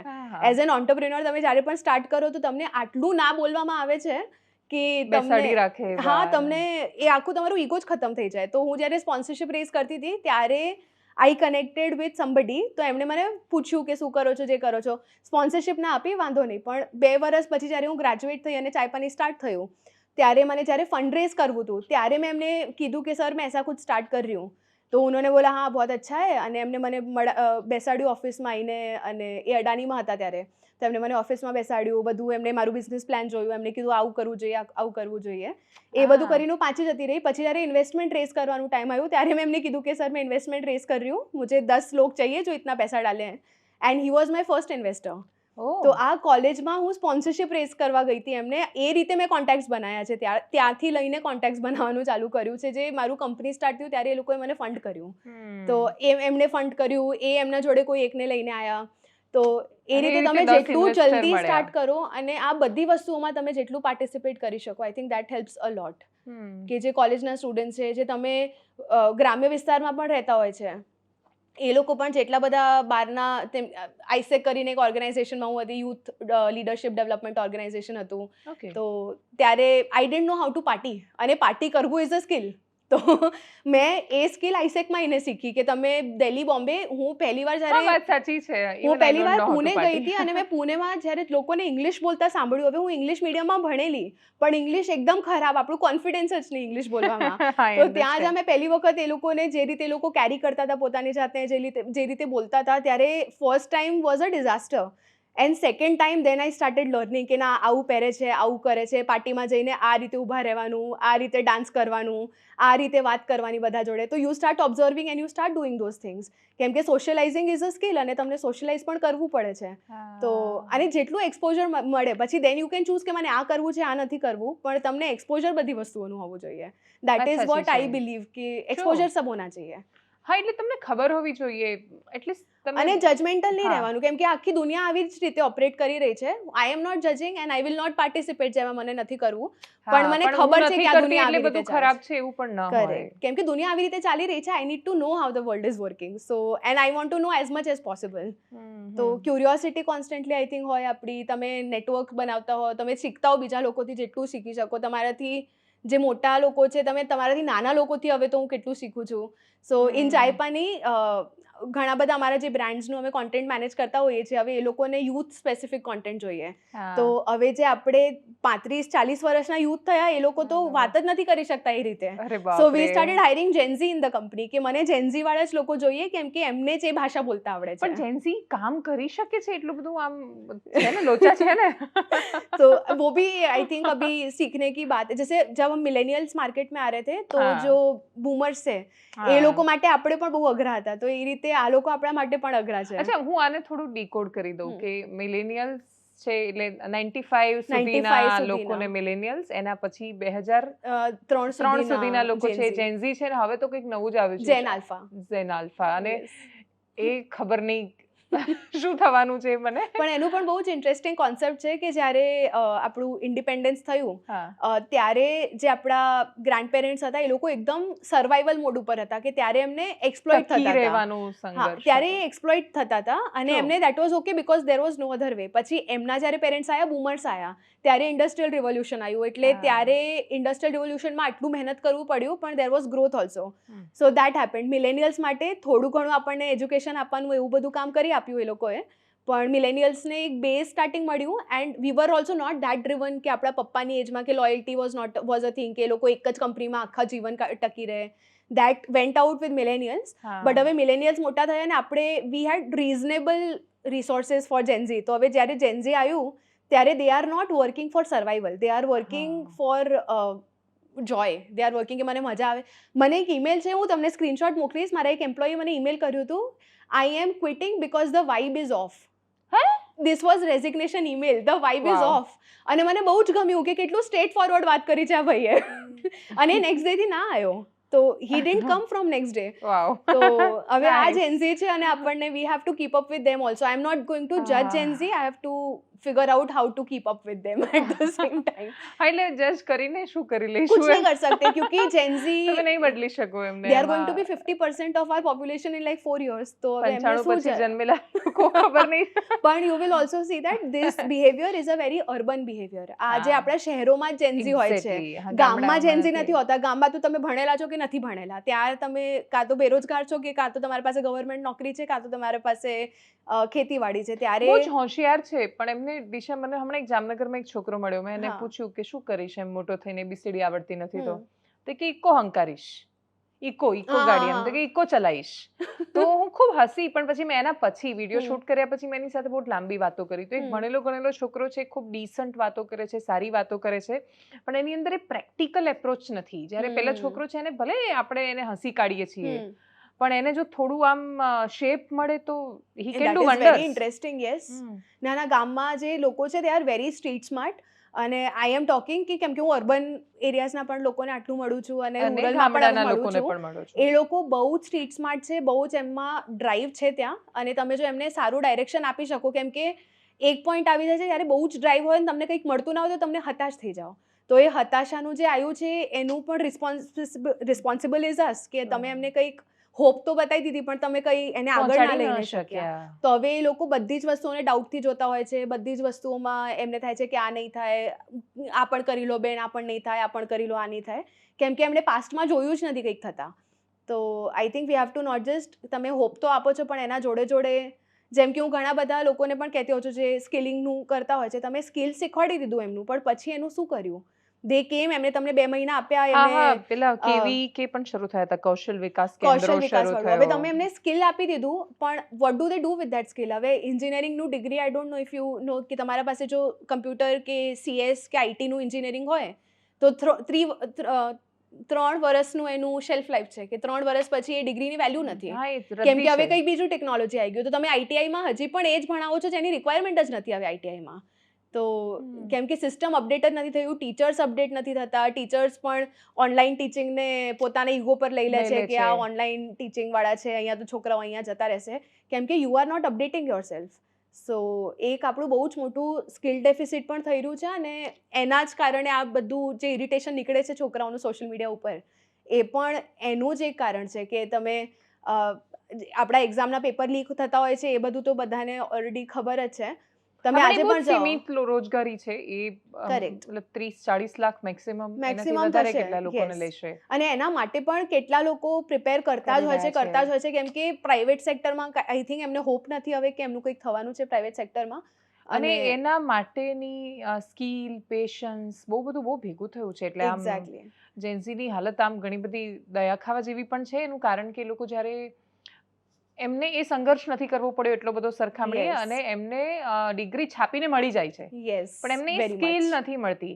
તો સપના મળી ગયા, સપના પૂરા કરવા માટેનું જે બાકીનું બધું કૌશલ, એનું વ્યવસ્થા જોઈએ, મેન્ટોર્સ જોઈએ, ફંડિંગ જોઈએ, આ બધી ઘણી બધી વસ્તુઓ સાથે મળીને આવે છે જે એમને નથી મળ્યું. અને એ આજે જ્યારે કોઈ ગ્રામીણ ક્ષેત્રનો કોઈ છોકરો કે છોકરી જ્યારે શહેરમાં આવે અને એ લોકો એ સેમ કોમ્પિટિશન ફેસ કરે, ત્યારે એમને ખબર પડે કે અમે તો બહુ જ પાછળ છીએ.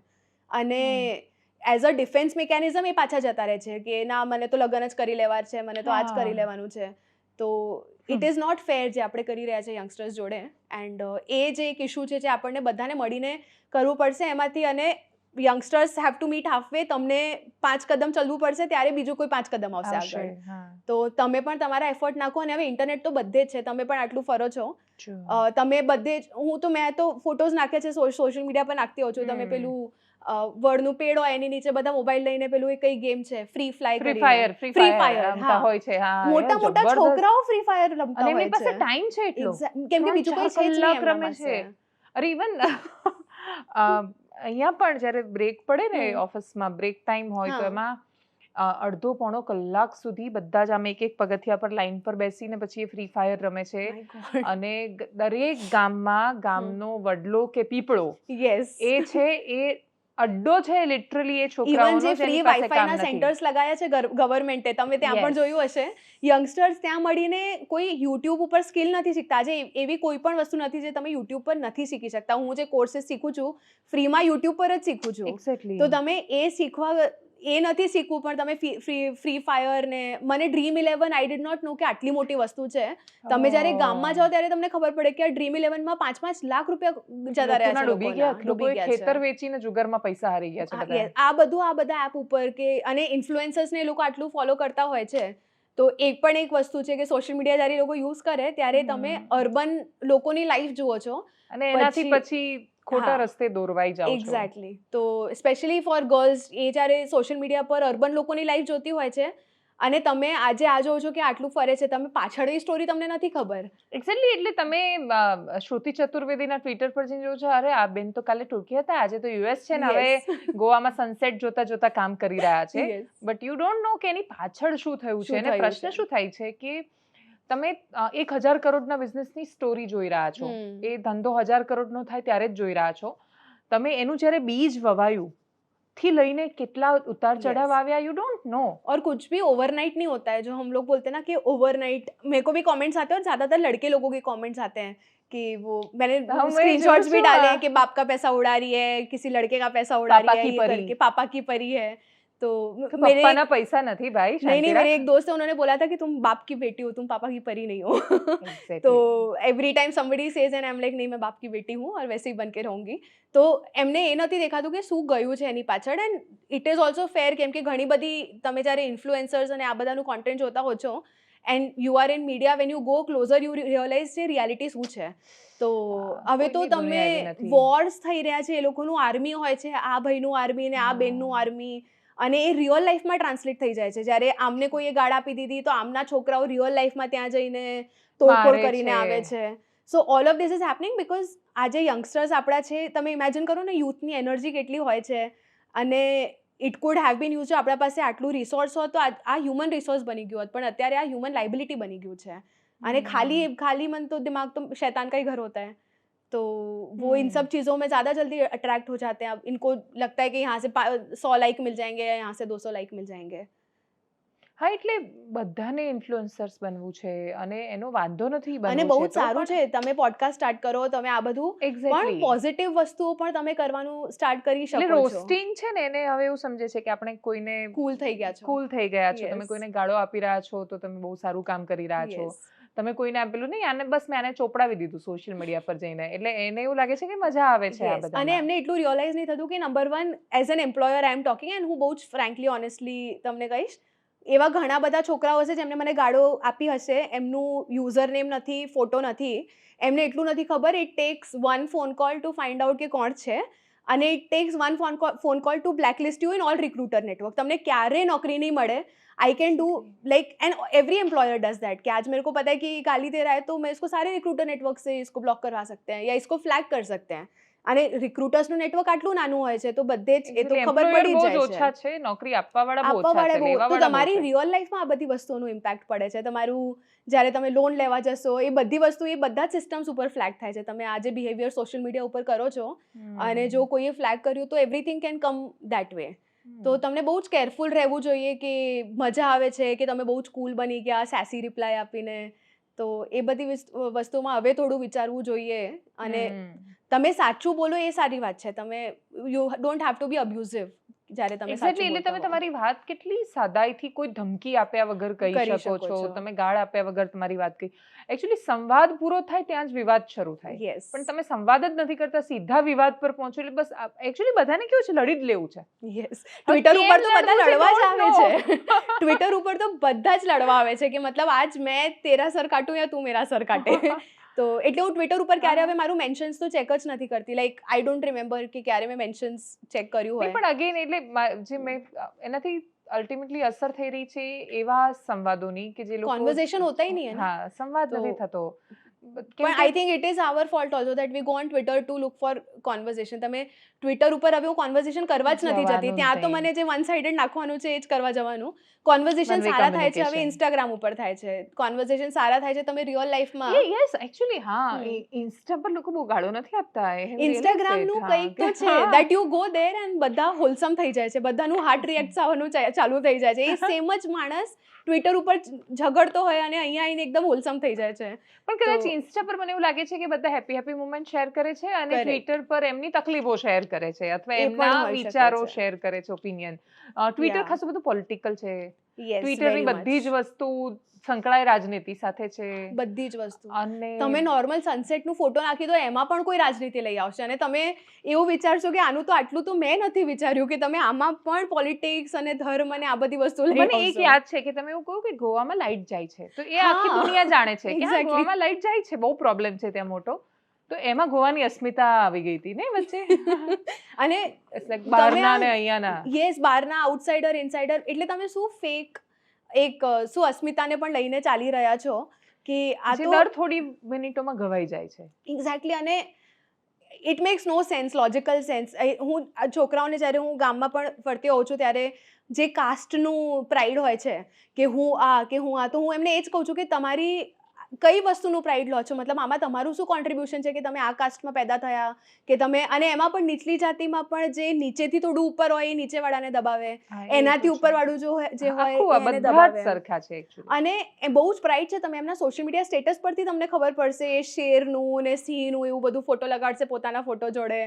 તો પછી એમને એવું જ, આઈ try to explain this to them કે તમે આ કઈ ખોટી અસ્મિતાને અને કયું ખોટું આ પ્રાઇડને તમે લઈને ચાલી રહ્યા છો. અને પ્રાઇડ ક્યારે તમારો ઈગો બની જાય છે તમને નથી સમજાતું. અને પ્રાઇડ તો તમે એ વસ્તુમાં લો ને જેમાં તમે કોન્ટ્રીબ્યુશન કર્યું હોય. મને ઇન્ડિયા એક્શન પ્રોજેક્ટ ચાલુ કર્યું એમાં પ્રાઇડ છે. મેં ચાયપાની આટલું બિલ્ડ કર્યું, મને એમાં પ્રાઇડ છે.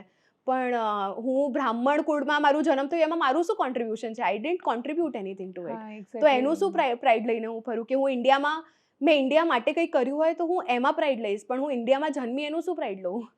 હા, એટલે અને એ હું ઘણી વાર કહેતી હોઉં છું, એટલે હું આમ આદિવાસી વિસ્તારોની કોઈ નાની છોકરીઓને મળું તો મને પહેલા મનમાં એ વિચાર આવે કે બસ ખાલી જન્મનો ફરક છે, કે હું એના પપ્પાને ત્યાં ને મારે ત્યાં જન્મ્યા હોત, બસ આટલું બદલાઈ જતું તો પણ હું એની સ્થાને ને મારી સ્થાને હોત. એટલે ખાલી પ્રયત્ન એટલો કરવાનો છે કે તમે જ્યાં છો એ જગ્યાને તમે જસ્ટિફાઈ કરો, તમે કંઈક સારું કરો, અને તમારા જોડે જે પ્રિવિલેજ હોય એ પ્રિવિલેજ કેવી રીતે એક્સટેન્ડ કરી શકો તમે. કેમ કે એવું પણ ના હોવું જોઈએ કે બધા જ પ્રિવિલેજ વાળા જે છે એ ખરાબ છે. હા, કે તમે બધાને ખાલી ગાળો જ આપો, પણ જેમના જોડે પ્રિવિલેજ છે, આજે મને મારા ઘણા બધા પ્રિવિલેજીસ છે જે મને એક તો એક્સેપ્ટ પણ કરવા પડે કે આ મારા પ્રિવિલેજીસ છે. કેમ કે ઘણા બધાને હવે સેલ્ફ મેડ બોલવામાં પોતાને બહુ જ એમ આવે છે, પણ નોબડી ઇઝ સેલ્ફ મેડ. કોઈ પણ નહીં, તમે પણ હોય છે. કોઈને કેટલા બધા લોકો, મને તો 188 લોકોએ કોન્ટ્રીબ્યુટ કર્યું છે જે બની છું. કેટલા લોકો ટીચર્સ હોય છે, તમારા સ્કૂલના લોકો હોય છે, મમ્મી પપ્પા હોય છે, ફેમિલી હોય છે, ફ્રેન્ડ્સ હોય છે. ઘણા બધાને એવા 188 છોડો એવા 10 માણસો પણ નથી મળી શકતા જીવનમાં. પણ એના માટે તમે કંઈક કન્સ્ટ્રક્ટિવ બનાવો અને તમને કોન્સ્ટન્ટલી કંઈક ને કંઈક પ્રયત્ન કરવું પડે છે.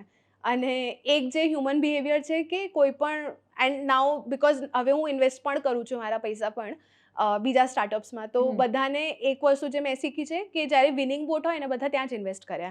તમે એક પાર્ટીને ત્યારે જ વોટ આપો જ્યારે ખબર છે કે આ જ પાર્ટી જીતવાની છે. એના પર બહુ અસર થાય છે. હા, તો એ તમારું એક્સપિરિયન્સ છે, જે તમારું બોડી ઓફ વર્ક છે, એ બધું તમને કોન્સ્ટન્ટલી બતાવવું પડે કે મેં આટલું મેં 100 વસ્તુઓ કરી, એમાંથી 80 વસ્તુઓ સક્સીડ થઈ, તો આ કરીશ તો કદાચ આ પણ સક્સીડ થશે. હા, એટલે તમે તો તમારા 100 રૂપિયા પણ એવા શેરમાં થોડા નાખો છો જેનું કોઈ રિટર્ન નથી મળતું. કોઈ નહીં, કોઈ માણસ એના લાખ કે કરોડ રૂપિયા કેમ તમારી અંદર ઇન્વેસ્ટ કરે? એવી રીતે તમને જોબ કે ઇન્વેસ્ટમેન્ટ કે ફંડિંગ એ બધું સિમ્પેથી ઉપર ના મળે, એ તમને પ્રોપર રિટર્ન્સ ઉપર મળે. And that's how capitalism works. આ વર્લ્ડ હવે જેમાં આપણે જન્મ્યા છીએ અને જેમાં રહીએ છીએ, અને આટલામાં જ આપણે 80 વર્ષ મારા કાઢવાના છે, તમને કાઢવાના છે, જે જોતા હશે એમને પણ કાઢવાના છે. તો આ એનું રૂલ છે કે તમને રિટર્ન્સ આપવું પડે. કોઈ પણ તમારામાં ઇમોશનલ ઇન્વેસ્ટમેન્ટ કરવામાં પણ તમારાથી રિટર્ન્સ માંગે. મા બાપ પણ, તમે જો નાના છોકરા કોઈ એમને એવું લાગે કે वो पूत का पाल पालने में खराब है तो वो भी नहीं करते हैं, मतलब and it is very yes તો એફર્ટ નથી મારતા. તો તમને કોન્સ્ટન્ટલી પ્રૂફ પણ આજકાલ કરવું જ પડે છે. અને સિમ્પેથી ઉપર તમે કેટલું લાંબુ ચાલી શકો છો? You want run that much. અને સિમ્પથી એક લેવલ સુધી ઓકે છે, પછી you need two prove your self 100%. એટલે તમને કદાચ એક સ્તર સુધી લાવવામાં સિમ્પથી તમને કામ કરશે, પણ પછી તમારે પોતાની જાતને પ્રૂવ કરવી પડશે.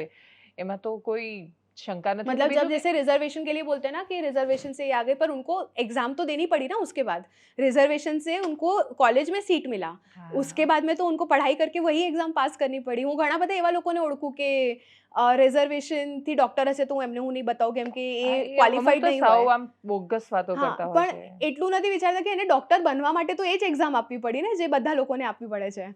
તો મને એકચ્યુઅલી આમાં ઘણું બધું શીખતા હોઈએ. એટલે હું જ્યારે આમ આપણું એન્વાયરમેન્ટ બધું બહુ અસર કરે. એટલે મને યાદ છે, હું એકવાર એવું બોલી હતી, ખાસા વર્ષો થયા એ વાતને, કે હા પછી આમને આમ ડોક્ટર બને એટલે કાતર ભૂલી જાય પેટમાં. અને મને હજુ યાદ છે, હું જ બોલી હતી. એટલે હું બીજાના એક્ઝામ્પલ નથી આપતી, હું મારું જ આપીશ ઉદાહરણ તરીકે. પછી ધીરે ધીરે આ રિયલાઇઝ કે કાતર કોઈ પણ ભૂલે છે, પૈસા માટે પણ ભૂલે છે. બેદરકારી છે એ જાતિ જોઈને નથી આવતી. કેટલા આપણે છે ને બહુ જ આમ જનરલાઇઝ સ્ટેટમેન્ટ કરી દઈએ છીએ એના પગરખામાં પગ મૂક્યા વગર, કે એ ત્યાંથી ત્યાં પહોંચવાની એની જે સ્ટ્રગલ છે એ તમને ખબર જ નથી કે કેવી રીતે પહોંચ્યા છે. અને ડેટા પણ જોયા વગર. હું તો ડેટા જોયા વગર, એક્ઝેક્ટલી.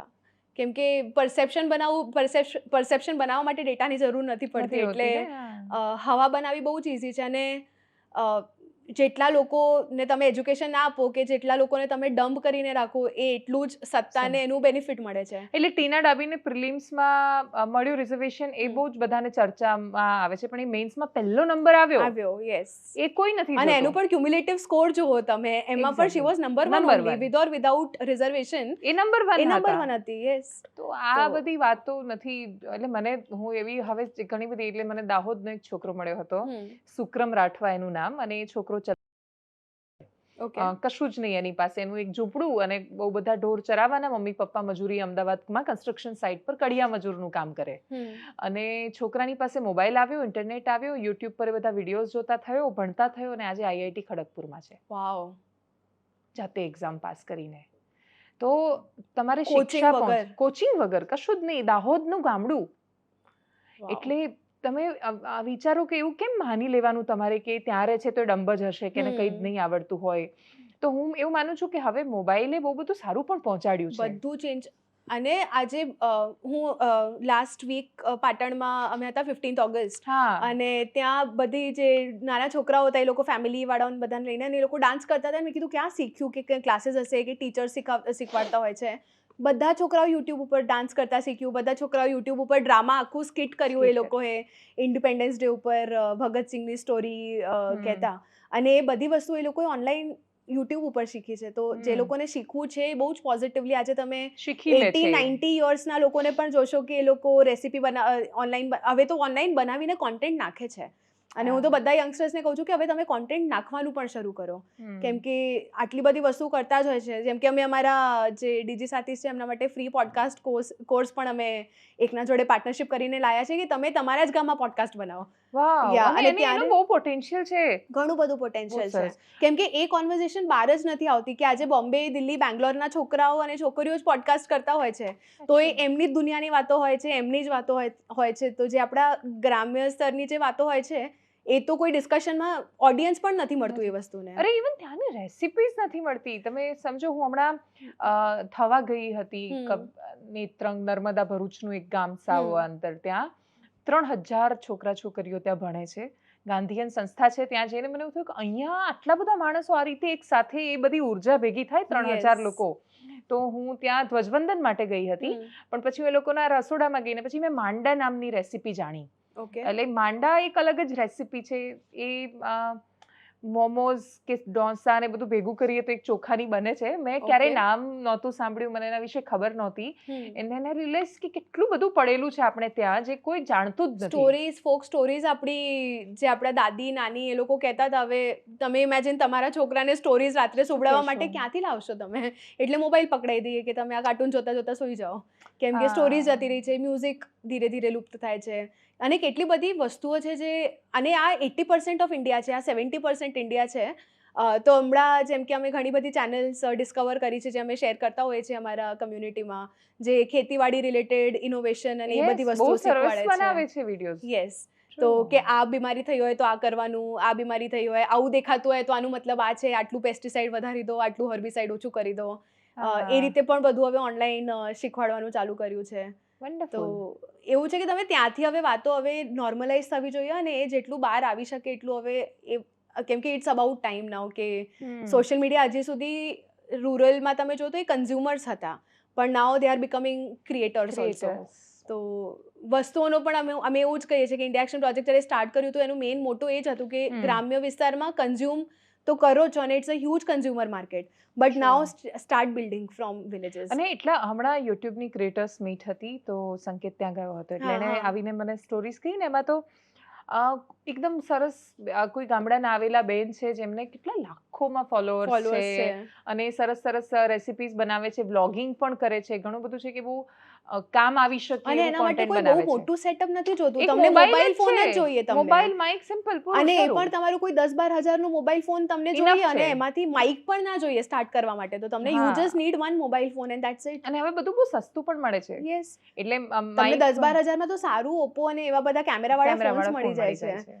તો all you need is that. એવું નહીં કે તમે વેઇટ કરો કે હું DSLR કેમેરા લઈશ ને આ રોડનું માઇક લઈશ. અને એટલું પણ હવે wait stupidity છે કરવાની. એકદમ હા. આમ. એટલે આ સ્ટુડિયો 1 વર્ષ પછી અમે બનાવ્યો કેમ કે તમે શરૂઆતમાં કેવી રીતે ખર્ચો આ કરી સ્ટોરી શકો. પણ તમને શેર કરવી જોઈએ કે જમાવટ આજે આઈ વોઝ સો સરપ્રાઇઝડ કે આ 2 વર્ષમાં આટલું મોટું થયું છે. હા, બટ આઈ કેમ 6-7 ઇલેક્શન્સના ટાઈમ 1 વર્ષ પહેલા 2022 માં તમે સૌરભ દ્વિવેદી સાથે આવ્યા હતા. હા ત્યારે હું Yes. આવી હતી ત્યારે કેટલું અલગ હતું અને આમ ધીરે ગ્રો કરીને કેટલું મોટું થાય છે. તો you also C that journey. તો ઇવન જમાવટ એવી જ રીતે ના ચાલુ થઈ ગયું કે એક દિવસ બસ આવ્યું અને એકદમથી બહુ ધમધમ બધા કરીને પૈસા 5-6 હતા ને કરોડ રૂપિયા કરોડ નાખીને રૂપિયા. બની ગયું. It doesn't happen that way. તમે યુ સ્ટાર્ટ સ્મોલ. તમે 10,000 થી ચાલુ કરો, 20,000 થી ચાલુ 20,000 કરો, થી કરો એક ને. એમ્પ્લોય થાય, બીજો એમ્પ્લોય થાય, એવી રીતે ધીરે ધીરે બધું કરતા જાઓ તમે. અને જે લોકો કરોડો રૂપિયા નાખીને શરૂ કરે છે એ લોકો એટલે ઓલમોસ્ટ એટલા માટે સફળ નથી થતા કેમ કે એટલા બધા પ્રિવિલેજ્ડ હોય છે કે ત્યાં કામ કરતા માણસોની અંદર પેશન જ નથી હોતું, એન્ડ ઇટ ઇઝ પર્પઝ નથી હોતો main. It is bed business fundamental also. કેમ કે જો બિઝનેસ કંઈ પણ થશે, ટેકનોલોજી ચેન્જ થશે, ફંડામેન્ટલ સેમ જ રહેવાના છે. અને જ્યારે તમે આટલા બધા પૈસા લઈને યુઝ્યુઅલી શું કરીએ અમે કોઈ પણ પ્રોજેક્ટ પણ ચાલુ કરીએ ત્યારે પહેલાં પાયલટ કરીએ એનું. અને પાયલટમાં કેવું 100 લોકો કરીએ. જ્યારે 100 કસ્ટમર્સ થાય, તમારા કસ્ટમર્સ એટલે પેઇંગ કસ્ટમર્સ થાય, ત્યારે તમે 100 નું 1000 પર સ્કેલ કરો. તમે એકદમથી જ આટલા પૈસા લઈને જાઓ તો તમને પેલા 100 કસ્ટમર્સ કોણ છે એ જ ના ખબર પડે. તમારું આખું ટાર્ગેટ ઓડિયન્સ જ બગડી જાય. હા, તમને સમજણ જ નહીં પડે કંઈ. ગડબડ થઈ જશે. એટલે હંમેશા you have to start small only. And અરે ધેટ્સ વાય જે મી- મોટા થયા હોય છે એ બંધ થઈ જાય છે. Exactly. જેટલી જલ્દી મોટા થાય છે એટલી જલ્દી એ લોકો બંધ થઈ જાય છે. કેમ કે એ સ્ટેપ બાય સ્ટેપ જે બિઝનેસ કરવું પડે એ એવી જ રીતે કરવું પડે છે બધાને. Exactly. So I mean that is how it should be. મને એક હજુ પ્રશ્ન હતો કે હા. બહુ જ બધા લોકો તમને મેરેજ માટે પણ ઘણું બધું કહેતા હોય છે અને તમારા એમાં પણ બહુ જ બધા ઓપિનિયન હોય છે કે સો તમને એક્ઝેક્ટલી આ લગ્ન સંસ્થામાં બહુ મજા નથી આવતી કે મતલબ what are your thoughts? Interesting. नहीं मतलब गाली वाली दे देते हैं भाई लोग, फिर कुछ बोल दो तो. पर नहीं मुझे समझ नहीं आता. મને જ લાગે છે કે લગ્ન જે સંસ્થા છે ઇટ ઇઝ ડિઝાઇન્ડ પુરુષો માટે. એ આખી રીતે કાં તો अभी क्या हुआ है ना कि लड़कियों को पढ़ा दिया लिखा दिया, उनको इंडिपेंडेंट कर दिया माँ बाप लोगों ने, पर लड़कों को बताया ही नहीं कि इन लड़कियों से कैसे डील करना है. क्योंकि अब वो लड़के तो बेचारे नॉर्मल जैसे बड़े हो रहे थे वैसे ही बड़े हो रहे हैं. अब उनको ये समझ ही नहीं आ रहा है क्या प्रजाति आ गई है.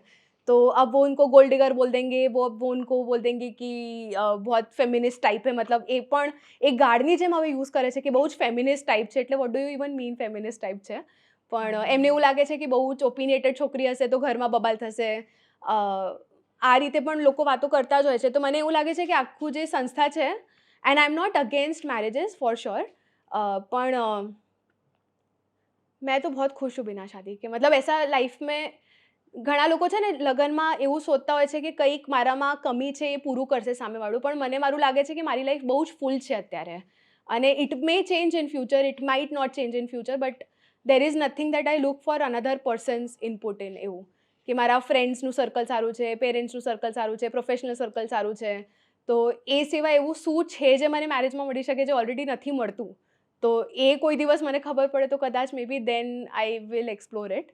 બટ અત્યારે and also I don't think I will be a good I am not a good marriage material. કેમ કે તમને મેરેજ મટીરિયલ હોવા માટે પણ તમને ઘણું બધું આપવું પડે છે અને તમને સ્થિર હોવું પડે છે, તમને સ્ટેબલ હોવું પડે છે. Right now I am in a phase જ્યાં હું હસલ કરું છું, આટલું ફરું છું અને ધીસ ઇઝ નોટ 15 દિવસ ગોવા છે અહીંયા. Exactly. તો આખા અલગ દેશોમાં. if I was a husband, I will not want a wife like me. So I would want somebody who is stable, who is sorted, and I think જે cause મેં હવે લીધું છે ઇન્ડિયા એક્શન પ્રોજેક્ટમાં પણ ઇટ્સ સમથિંગ જેમાં આખું life મારું જતું રહેશે કરવામાં. And it is very difficult to find somebody જે આ વસ્તુને સમજે કે આના માટે આ કેટલી પેશનેટ છે અને પેશન પાછળનું રીઝન સમજે. હા, ને એને ઉપકાર ભાવની જેમ ન જોઈએ કે અમે તમને કરવા દઈએ છીએ. ઓ યસ, કેમ કે ઘણા બધા this is back in the days જ્યારે હું 20s માં હતી ત્યારે એવા આવે કે ના એ લોકો તો બહુ જ સારા છે, એ કામ કરવા દેશે. અરે તો મતલબ કામ કરવા દેશે એટલે ઇટ્સ નોટ અ એહસાન નથી કરતા એ લોકો મને કામ કરવા દેશે, અને એમને કોણે ઓથોરિટી આપી મને કરવા દેશે કે ના કરવા દે એવી રીતે. પણ આઈ થિંક કેમ કે ઘણી બધી જે છોકરીઓ વેડિંગમાં પણ જતા હોય છે, yes love is there, and I think everybody who is married knows કે પ્રેમ પણ બહુ જ એક વ્યુઅર ડેફિનેશન છે અને 2 વર્ષ પછી એક બીજું કંઈક થઈ જાય છે, 3 વર્ષ પછી બીજું ડેફિનેશન ચેન્જ થતું હોય છે. But mostly it is financial security અને સોશિયલ સિક્યોરિટી. પણ like in a lot of girls life now financial security અમે પોતે જ ફાઇનાન્શિયલ સિક્યોર થઈ ગયા. ઘણા બધા પુરુષોને આ વસ્તુ સમજ જ નથી આવતી કે કોઈ ફાઇનાન્શિયલ સિક્યોર છોકરી છે તો એટલે તમારી જરૂરિયાત નથી. એક્ઝેક્ટલી. એ તમારી સાથે છે, અને પ્રેમ છે, તમારા અલગ વસ્તુ ઉપર છે. નિર્ભર નથી રહેવાની એવી રીતે. તો anything you bring on the table dependent નથી. એ ડિપેન્ડન્ટ નથી. અને છોકરાઓને ડિપેન્ડન્ટ છોકરીઓ જોઈએ. Men are wired in a way that they want dependent women, કેમ કે it makes it easy to control. If you are, તમે જો મારા ઉપર ડિપેન્ડન્ટ હો તો હું તમને કંટ્રોલ કરી શકું, પણ તમે ડિપેન્ડન્ટ નથી. આપણી ઘણી બધી જે મમ્મીઓ આપણે ઓળખતા હશે, આપણે જે પણ જોતા પણ હશે, એ જો આર્થિક રીતે સક્ષમ હોત તો એ લોકો કદાચ આપણા પપ્પાઓ જોડે ના હોત. એ લોકો ક્યારના છોડીને જતા રહ્યા હોત, પણ એમના પાસે ઓપ્શન નહોતું ક્યાંય જવાનું. ઘરે જાય તો ભાઈ અને એ લોકો ના આ મૂકે. ડાયજેસ્ટ કરવું બહુ જ અઘરું છે. હું એટલે વ્યુઅર્સને કહીશ, પણ મને એવું લાગે છે તમે એ વાતને નકારી નહીં શકો. એટલે અત્યારના ડિવોર્સ રેટ વધારે છે અને એના બહુ જ બધા કારણો છે, અને એ કારણોમાં હું પડવા માંગીશ ને એની વાત કરીશ. પણ તમે એ સિચ્યુએશનને નહીં નકારી શકો. તમે જે વાક્ય કહ્યું ને કે આપણી મમ્મી, આજુબાજુની મમ્મી, હું કોઈને પણ જોઉં છું તો હું બહુ જ આમ એ વાત માનીને કહું છું કે મમ્મી, હું તારા જેવી છું નહીં, પણ હું બનવાય નથી માંગતી ઘણા બધા સંદર્ભે. કે ઇટ્સ લાઈક હું તારા જેટલી લવિંગ, કેરિંગ એ બધું બનવા માંગુ છું, પણ I don't want to be like you. અને કોઈ મમ્મીઓએ પણ એવું નથી ઈચ્છ્યું. એટલે મમ્મીઓ હંમેશા બાળકને મોટી કરતી એમાં છોકરીને હંમેશા એવું કહે કે બેટા ભણી લે, જેથી તારે મારા જેવું જીવવું ન પડે. અને આ ઘણી બધી લેડીઝનું રિયાલિટી છે. આ છોકરા ને છોકરી બંને જોયું છે એમની મમ્મીઓનું સ્ટોરી. તો અને હવે આઈ થિંક જસ્ટ છોકરીઓ એ વસ્તુને સમજી ગઈ છે કે કદાચ હું આટલું, અને ઘણી બધી મમ્મીઓ પણ હોય છે જે આજે પણ છોકરીઓને કે ના થોડું કોમ્પ્રોમાઇઝ કરવું પડે. તમને કોમ્પ્રોમાઇઝ કરવું પડે એ તમારા લિવિંગ સિચ્યુએશન્સમાં તમે કરો એ બરાબર છે.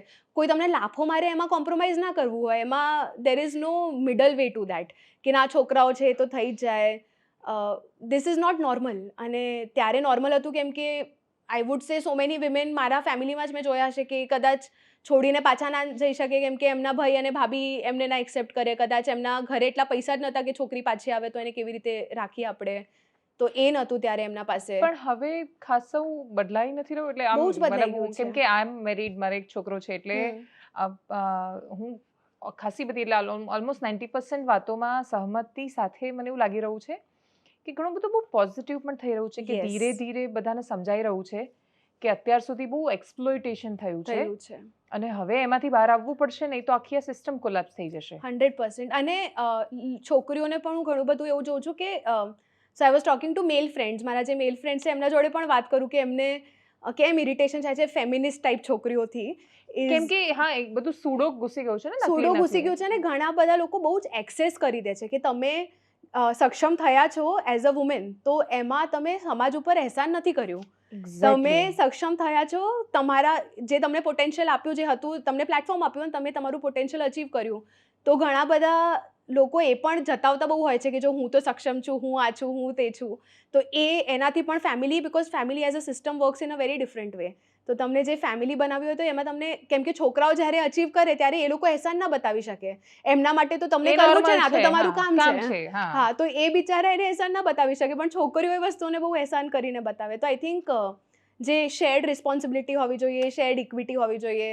હમણાં થોડા દિવસ પહેલાં જ વાત ચાલતી હતી કે જેમ ઘરે મહેમાનો આવે અને મમ્મી બિચારી આખા ટાઈમ કિચનમાં જ હોય, કામ જ કરતી હોય, તો અને જેમ જેન્ટ્સ લોકો હોય એ લોકો પહેલાં બેસી જાય, એમને ખવડાવવાનું, આ કરવાનું, તે કરવાનું. અને આ બધા જ ઘરમાં આપણે બધાએ જ જોયું છે. એટલે ના શાક સમારવા લાગે છે, ના રોટલી વણવા લાગે છે, ના લોટ બાંધવા, કશું કરવા જ નથી લાગતા. ક્રિકેટ, પોલિટિક્સ, આની વાત કરું, તેની વાત બિઝનેસની વાત કરશે, શેર માર્કેટની વાત કરશે. એક્ઝેક્ટલી. એ લોકો કેમ કે એમને લાગે છે અમે બહુ જ ઇમ્પોર્ટન્ટ કામ કરી રહ્યા છે, પણ લેબર બધું ત્યાં જાય છે. ફ્રેન્ડ્સ તમારા આયા, લેબર એ કરે છે. તો it is not equitable this thing. તો હવે આ વસ્તુઓને જે આપણા ઉંમરની જે છોકરીઓ છે, હવે એ ઘરમાં બોલે તો નાઉ દેટ વિલ ચેન્જ. મેક્સિમમ ઝઘડો થશે ને થઈ જવા તો આવે થાય છે. હા, પણ એ બદલાશે. અને મને એવું લાગે છે કે એક બે વાર ઝઘડા કરે પછી મને એવું લાગે કે કંટાળીને લોકો માની લેતા હોય છે. એટલે તમે કંટાળીને માનો કે પ્રેમથી માનો, પણ તમને માનવું તો પડશે. યસ. तो हमको बिकॉज बहुत सारी लड़कियां ना, ये भी एक चीज़ है कि हमको ना मेल वैलिडेशन बहुत चाहिए होता है. અમે બધી વસ્તુ એવું કરીએ કે ના મારા સસરા સારું બોલે મારા માટે, ને સસરાની સિસ્ટર મારા માટે સારું બોલે. કેમ તમે આટલા બધા લોકોનું વેલિડેશન જોઈએ જે તમારા માટે નથી બરાબર? કંઈ તો નથી આ મારા માટે બરાબર. પણ એમાં પણ કોમ્પિટિશન હોય છે ઘરમાં વહુઓ વચ્ચે કે સૌથી સારી વહુ કોણ. હવે સૌથી સારી વહુ એ જે સૌથી વધારે કોમ્પ્રોમાઇઝ કરતી હોય, સૌથી વધારે સરેન્ડર કરતી હોય. તો આવી ફાલતુ કોમ્પિટિશનમાં તમે જ્યારે મરવા પડશો 80-85 સાલની ઉંમરે, તો તમને કોઈ એક્સ્ટ્રા માર્ક્સ નથી મળવાના આ બધી વસ્તુઓના. તો એક લાઈફ છે, આને પ્રોપરલી જીવવી જોઈએ અને ઇક્વિટેબલ રીતે જીવવી જોઈએ. બધાને જેટલું લેબર કરવું છે બધાને જ કરવું છે, બધાને જેટલું એન્જોય કરવું છે એ પણ બધાને જ કરવું જોઈએ. તો હું તો બહુ જ પ્રયત્ન કરું છું કે મારી મમ્મીને બધી જગ્યાએ ફરાવું મારા જોડે, કેમ કે પપ્પાએ તો ઘણું બધું ઓલરેડી ફર્યું હોય છે બિઝનેસ ટ્રીપમાં અને આ બધે, પણ મમ્મી લોકો આટલા બહાર ના ગયા હોય. અને મમ્મી લોકો ત્યાં જ ગયા હોય જ્યાં પપ્પાને જવું હોય. Exactly. Oh my God, yes. કાં તો ત્યાં ગયા હોય, કાં તો धार्मिक स्थलों पर गया है. Yes yes. तो you have to also make sure कि अगर उन्होंने बोला है कि यहाँ पे कहीं जाना है तो आप उनको ઘરની સ્ટોરી છે. એટલે મને મારા મમ્મીને બહુ બધી જગ્યાએ જવું હોય, પણ એ જશે ક્યાં? તો કે શ્રીનાથજી જશે, કે ગોકુલ મથુરા જશે, કે આવી બહુ જ બધી જગ્યાઓ. અને ઘણી બધી વાર આ એક મેન્ટલ કન્ડિશનિંગ પણ થઈ ગયું છે, કેમ કે તમે એમને હેલ્પ પણ આપો તો એ લોકો લેશે પણ નહીં. હા, એ કહેશે ના ઘર તો આવી જ રીતે ચાલવું જોઈએ, એના પપ્પાને આ નહીં ગમે, પપ્પાને નહીં ગમે. પપ્પા બિચારાનું તો છે જ નહીં એમાં, પણ એમણે ઓલરેડી એક્સેપ્ટ કરી લીધું છે કે કદાચ પપ્પાને આ વસ્તુ નહીં ગમે. પણ પપ્પાને તો પૂછો એમને ગમે અને એમને ના ગમે, પણ તમને તો ગમે છે. ચાલ ગોવા ફરવા જઈએ. હા, અને તમને તો ગમે છે ને, તમે કરો, એમને નથી ગમતું તો પણ આ મોસ્ટલી બધા ઘરોની રિયાલિટી છે. આઈ થિંક જે અત્યારે જે મેરેજનું ઇન્સ્ટિટ્યુશન છે, મારું તો બહુ જ ઓછું. સો ટેકનિકલી હું ડેટા જોડે વાત કરું તો આઈ એમ 30 રાઇટ નાઉ, એન્ડ 2 વર્ષ હવે હું સિંગલ રહી ગઈ તો મેં ટેકનિકલી મારું ફર્સ્ટ ડાયવોર્સ અવોઇડ કરી લીધું છે. તો કેમ કે 32 વર્ષની ઉંમરે અરાઉન્ડ 47% ડિવોર્સીસ થઈ રહ્યા છે, તો મેં મારું ટેકનિકલી ફર્સ્ટ ડાયવોર્સ અવોઇડ કરી લીધું છે. હા, એટલે આપણે तो मैं मम्मी पापा को ही बोलती देखो मैं पैसे बचा ही रही हूँ आपके. એટલે મેરેજના પૈસા ધંધામાં નાખ્યા અને जो भी देने वाले थे उनको भी बोल दिया बिजनेस में दे दो मुझे पैसा. અહીંયા ચાંદલો કરી દો, અહીંયા કન્યાદાન કરી દો. क्योंकि शादी आपने शादी क्यों की थी? મેં હા એવું કોઈ લોજિક નહોતું. બહુ જ નાની એજમાં થઈ ગઈ એટલે સારું થયું ત્યારે થઈ ગઈ. અત્યારે કોઈ મને કે મેરેજ કર તો કદાચ મારા મનમાં બહુ બધા. અને બીજું મને એવું લાગે છે કે આ હું બહુ જ પ્રામાણિકતાથી કહીશ કે અમુક ઉંમર પછી તમે એડજસ્ટ નથી કરી શકતા. એટલે જ છોકરીઓને નાની ઉંમરમાં કેમ લગ્ન કરાવતા હતા, કેમ કે એ મોટી થાય એનું પોતાનું આપણું ફ્રન્ટલ લોબ જે બ્રેન હોય છે એ 25 વર્ષની ઉંમરે ડેવલપ થાય છે. તો 25 વર્ષ પહેલા તો જો તમે લગ્ન કર્યા હોય છે તો ત્યારે તો તમારું બ્રેન જ ડેવલપ નથી. કદાચ મેં 22 ની આજુબાજુ કદાચ લગ્ન કર્યા, maybe marriage 22-22. Thankfully he is a good one. હા, અને he is a good. I mean Sanket is very, અને both of you have grown together. એ બહુ જ ઇમ્પોર્ટન્ટ છે. એટલે એક્ઝેક્ટલી. એટલે આમાં શું કે હજી એની પણ કરિયરની શરૂઆત નથી થઈ. મારું ભણવાનું બાકી હતું, છેલ્લું સેમેસ્ટર ને બધું, અને ત્યારે મેં મેરેજ કર્યા છે. અને મેરેજ પછી હું ભણી રહી છું. નોકરી હું પહેલાથી કરતી હતી, જોબ સાથે અમે લોકો વર્ષોથી કરતા હતા. એટલે બહુ દોસ્તીમાં ફ્રેન્ડશિપમાં એટલું બધું સરસ ટ્યુનિંગ સેટ થઈ ગયું કે એને ખબર છે કે હું કેવી છું, મને ખબર છે કે એ કેવો છે. અને પછી we are very good friends. I don't નો અમે હસબન્ડ વાઇફ કેવા છીએ, એમાં બહુ બધા ક્વેશ્ચન અને બધું છે, પણ અમે બહુ જ સરસ રીતે એટલે જીવી શકીએ છીએ કેમ કે we are best friends. That is the most important thing. Eventually બધું જ ends, right? All the emotions, everything is hormonal only. એ રીતે તો એ હોર્મોન્સ તો એન્ડ થઈ જ જવાના છે. પછી લાસ્ટમાં કમ્પેનિયનશિપ, તમારું બાળક આવે એના પછી તો ઓબ્વિયસલી મતલબ રાત્રે એનું પેલું ડાયપર કોણ ચેન્જ કરાવશે એ ક્વેશ્ચન છે, જાગશે કોણ રાત્રે, એટલે આ બધું મેટર કરે છે. યસ, એ તમને ટકાવી રાખે છે. ઇટ ઇઝ શેર્ડ રિસ્પોન્સિબિલિટીઝ કે આપણે ફ્લેટમેટ્સની જેમ રહી રહ્યા છીએ અને બંનેનું આ રિસ્પોન્સિબિલિટી રોલ્સ એન્ડ રિસ્પોન્સિબિલિટી. એટલે હું ઘણીવાર એવું કહું કે અમે લોકો પીજીમાં રહેતા હોય એવું લાગે ઘણીવાર, અને પછી ધીરે ધીરે પેરેન્ટ્સ પણ સમજી જાય કે ભાઈ એને નથી વાંધો, આને નથી વાંધો, તો આપણને કેમ વાંધો છે. યસ, એટલે એક સમય સુધી તો બધાને વાંધો હોય, એમાં તો હું ના નહીં પાડું કે. અને બીજું કે જે પુરુષો બહુ સારા છે એ બિચારા સમાજના પ્રેશરના કારણે સારા નથી રહી શકતા. યસ, કે તું તો નબળો છે, તારી વાઈફ આવું બોલી જાય છે, તું નબળો છે. પ્રાઇડ લો. મેં જેટલા પણ સક્સેસફુલ પુરુષોને જોયા છે જે આજની તારીખમાં આપણી ઉંમરમાં જે છે, એ લોકો એટલું રિસ્પેક્ટ આપે છે એમની વાઈફને કે કોઈ એમને કહી જાય કે તું જોરુ કા ગુલામ હે તો બોલતા હે ખુશ હું કે બોલતા હે કે હા મેં હું છું, હા કે હું પ્રાઇડલી હું છું, એવી રીતે. એન્ડ બિકોઝ આઈ થિંક એ લોકો આટલા પ્રોગ્રેસિવ એટલે જ થઈ શક્યા છે, અને એટલે જ કેમ કે જેટલું તમારું વર્લ્ડ એક્સપોઝર વધે એટલું તમે ઓપન અપ પણ થતા જાઓ, અને તમને ખબર છે કે તમને એક co-founder-ની જરૂર છે લાઈફમાં eventually. You don't need a Co-founder બહુ વાઇફ, સરસ હા, યુ શબ્દ ડોન્ટ છે, નીડ હા. સમબડી જે ઘરનું ધ્યાન રાખે ને આનું ધ્યાન રાખે તેનું ધ્યાન રાખે. અને ઓટોમેટિક રખાઈ જતું રખાઈ જતું હોય છે. Out of love and respect only you will do it, but it તમે ઇઝ નોટ ધ પ્રેમથી જ પ્રીટેક્સ્ટ. કરશો, એટલે મતલબ જેમ કે મારા જેવી છોકરીઓ છે એને એક જ વસ્તુ પ્રેમ. પ્રેમ, બસ. એટલે રિસ્પેક્ટ કરો, પ્રેમ કરો, હું આખી તમારી, यस. बाकी कोई संजोगों में नहीं है. And most of the girls, तो आप उनको अपना बना के हम अपने मम्मी पापा का करते ही है ना, हम दूसरों हाँ. के भी कितने मम्मी पापाओं का कर देते हैं, तो हम किसी और का क्यों नहीं करेंगे. Obviously. बट आप उसको जेडी जॉब रोल बनाकर नहीं दे सकते हो कि એટલે કોઈ થોપી ના શકે મારા પર. હું કરીશ, મારી મરજીથી Yes. કરીશ, ને મને પ્રેમ છે તમારા માટે એટલે કરીશ. હમ. અને હું મારા પેરેન્ટ્સનું પણ બધાનું, એટલે Yes. હવે બધું મિક્સ થઈ ગયું છે. એટલે હવે હું મમ્મી પપ્પા એવું બોલું તો મારે બહુ આમ ક્લિયર કરવું પડે કે અચ્છા આ Yes. મમ્મી, આ મમ્મી. હમ. તો ઓકે. ઓકે.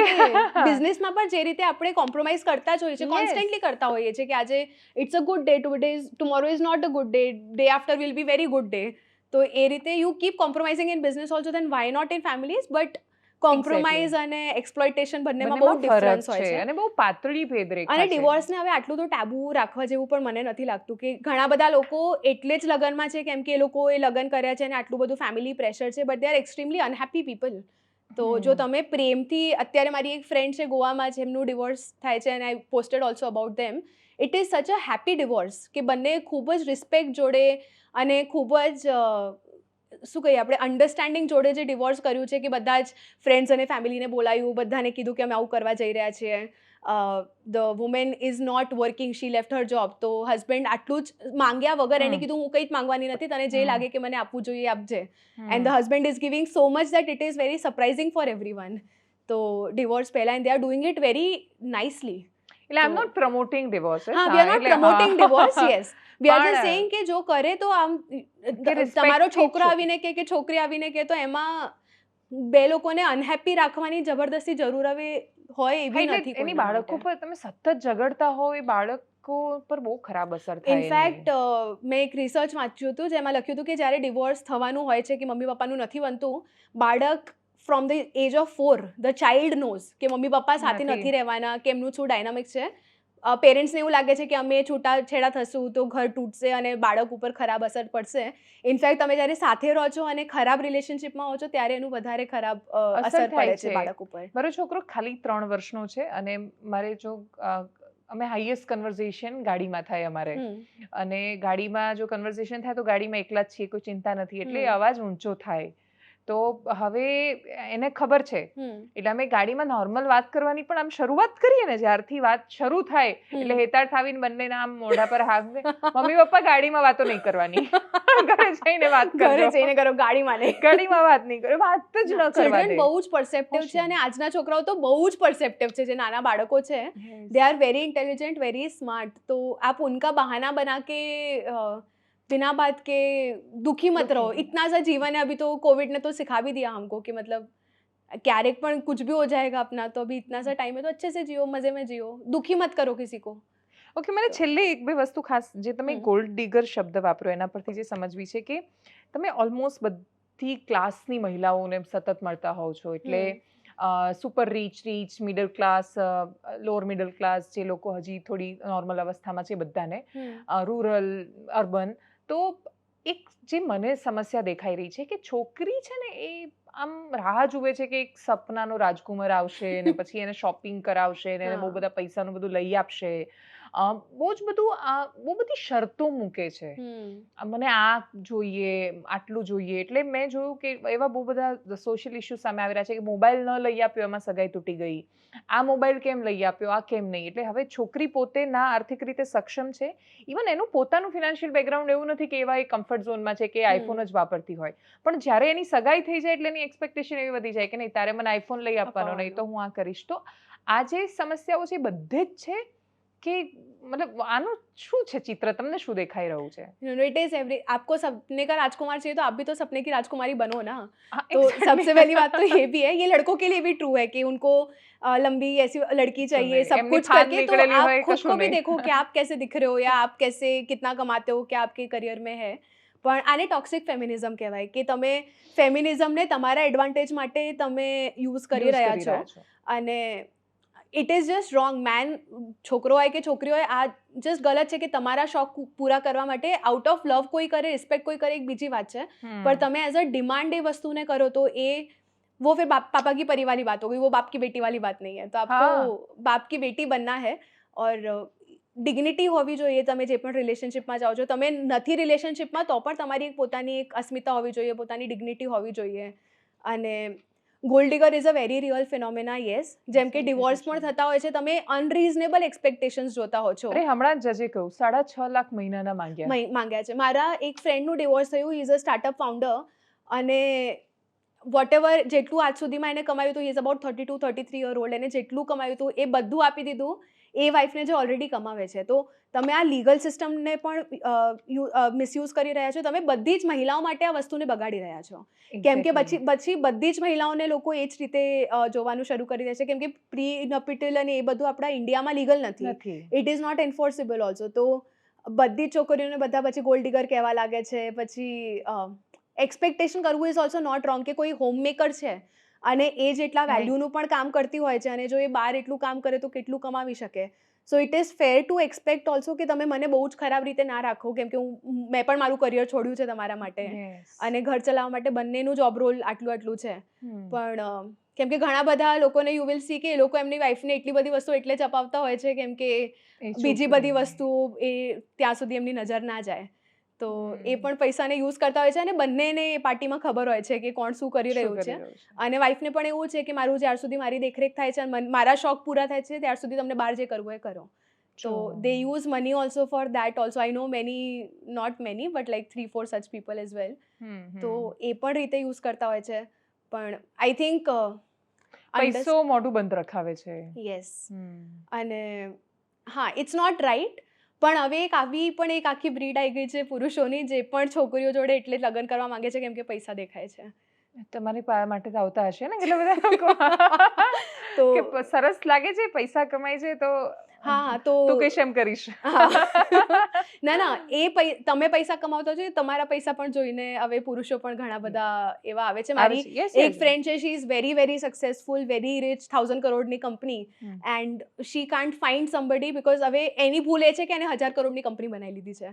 તો હવે એને કેમ કે તમારું જ્યારે પણ પૈસા જોઈને મેરેજ કરવા વાળા પુરુષો આવી રહ્યા છે. કેમ કે બધાનું લગ્ન કરવાનું સૌથી પહેલું ક્રાઇટેરિયા તો પૈસા જ હોય છે અને એ બંને સાઈડ હોય છે કે છોકરી માટે તો દેખાવામાં સારી હોવી જોઈએ અને પૈસો is very very important for girls જ્યારે એ છોકરાને જોઈએ. કેમ કે આપણે બંને સાઈડ પણ જોઈએ કે છોકરી પણ કોઈ છોકરાને હા નથી પાડતી જેના જોડે ગવર્મેન્ટ નોકરી ના હોય કે સારી જોબ ના હોય, ઘર ના હોય. સરકારી નોકરી અને વિદેશ જવું.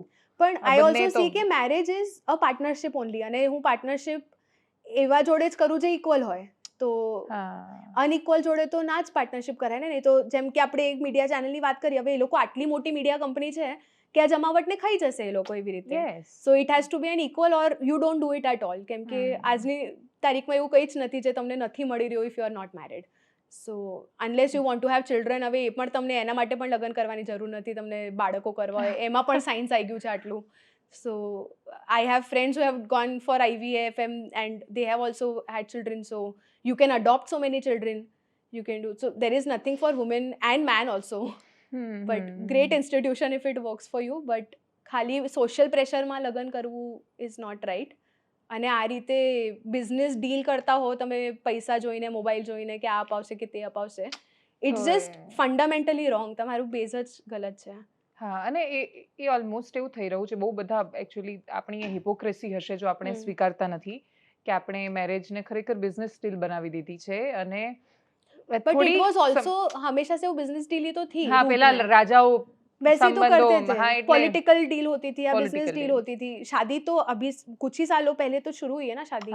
जब शादी शुरू हुई તો હવે અને લગ્નો ત્યારે ચાલુ થયા જ્યારે એગ્રીકલ્ચર આવ્યું એટલે લેન્ડનું ડિવિઝન આવ્યું, લેન્ડ આવ્યું એટલે હેરિડિટરીમાં કોને મળશે, ત્યારે તો મેરેજ એઝ અ ઇન્સ્ટિટ્યુશન શરૂ થયું. એ પહેલા we don't see history of marriages that much.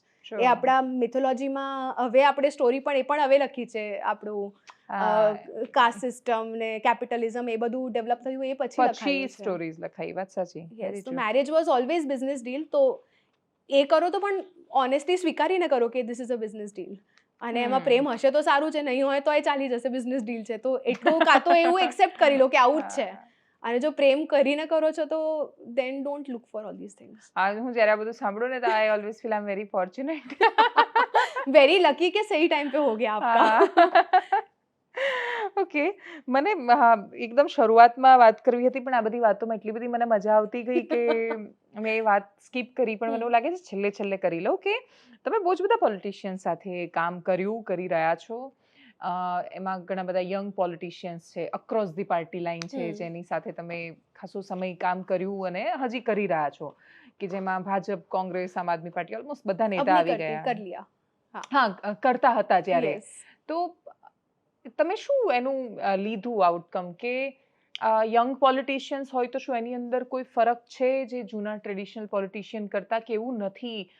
Depends, વ્યક્તિ બધું બદલાય છે ને એ લોકો જેન્યુઅનલી કશું કરવા માંગે છે ખરા, કે બંધાયેલા છે કરવા માંગે છે તો પણ? ના, ફ્રોમ ધ પીપલ જેમના જોડે મેં કામ કર્યું છે, these are mostly my friends.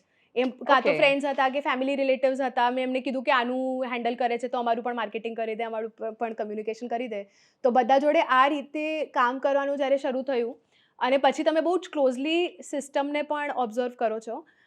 યંગમાં is definitely more hope, કેમ કે એમને એનર્જી પણ છે, એમને નોલેજ પણ છે, એમને સબ્જેક્ટ નોલેજ પણ છે, અને એ લોકો શીખી શકે છે. જેટલા તમે એજમાં મોટા થતા જાઓ એટલું તમે રેઝિસ્ટન્સ આવતું જાય છે કે મને તો બધું ખબર છે, પણ તમને કદાચ નથી ખબર બધું. અને જેટલા પણ સ્માર્ટ પોલિટિશિયન્સ તમે જોશો એ લોકો કોન્સ્ટન્ટલી શીખતા હોય છે, અને એમનાથી યંગ લોકોથી વધારે શીખતા હોય છે. તો જે લોકો જોડે મેં કામ કર્યું છે, they are very open to new ideas, feedback, change, એ બધું વસ્તુ જોડે. પણ સિસ્ટમ પણ એવી છે કે ઘણી બધી વસ્તુ કરવા માંગે છે પણ નથી કરી શકતા. અને એટલે જ હવે મેં બેડ પોલિટિશિયન, ગુડ પોલિટિશિયન કહેવાનું જ બંધ કરી દીધું છે, કેમ કે સિસ્ટમ એકચ્યુઅલી આટલું કોમ્પ્લિકેટેડ છે, જેમાં પૈસા પણ ઇન્વોલ્વ છે, કોર્પોરેટ્સ પણ ઇન્વોલ્વ છે, જનતા પણ ઇન્વોલ્વ છે. આટલી બધી વસ્તુઓ જ્યારે ઇન્વોલ્વ થઈ જાય, અને because politics as a business model is broken.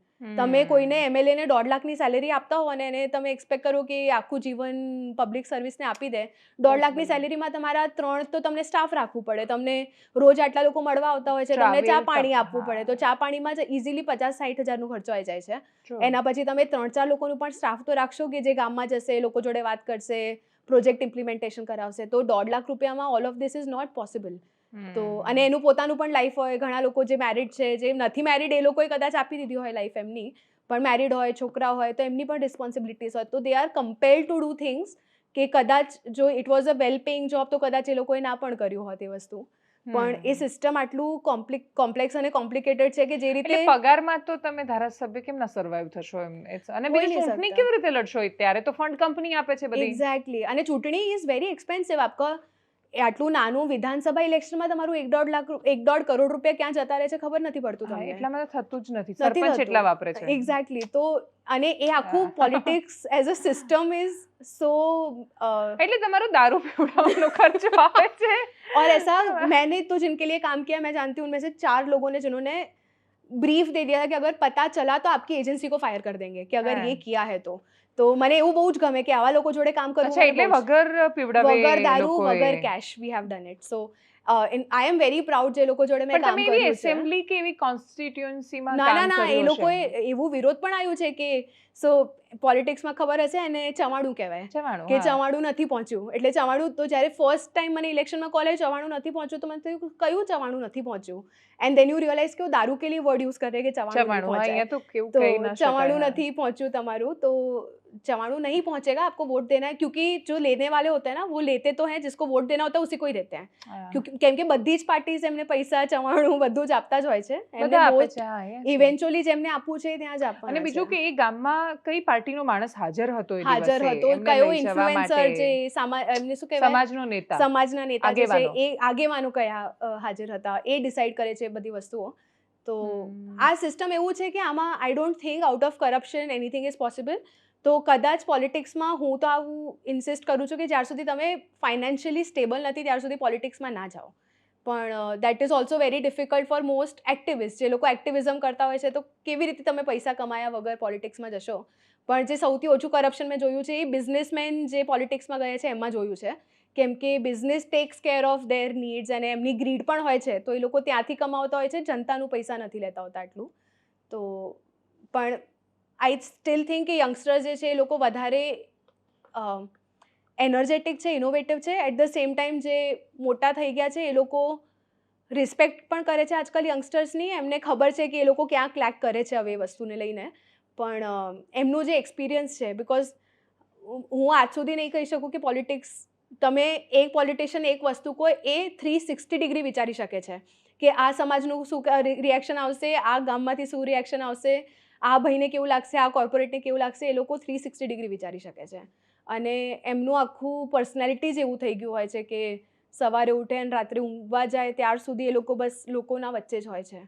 તો you can't ignore that experience, you can't ignore this energy. તો આ બંનેનું સારું બેલેન્સ હોવું બહુ જ જરૂરી છે. ક્રાઉડ ફંડિંગથી ઇલેક્શન્સ લડી શકાય? જે ગેનીબેનનું એક્ઝામ્પલ આવ્યું બનાસકાંઠાના ગેનીબેનનું. યસ, લડાય. And I think it's a very good model કે જ્યારે તમને જનતા ફંડ કરતી હોય લડવા માટે ત્યારે તમને ખબર છે કે પછી તમે જનતા માટે લડશો, પણ જ્યારે કોર્પોરેટ ફંડ કરતી હોય તમને ત્યારે તમે કોર્પોરેટ માટે જ લડવાના છો. It's very simple. And almost પીપલને કોર્પોરેટ ફંડ કરે, ઓલમોસ્ટ નેતાઓને, એટલે 90% ને કદાચ. તમે આન્સરેબલ કોને છો? તમે કોર્પોરેટને આન્સરેબલ છો. આજે એડવર્ટાઇઝર લીધું, હવે એમને ફોન કર્યું કે આનું ના ચલાવો, કેમ ચલાવો છો તમે અમારું?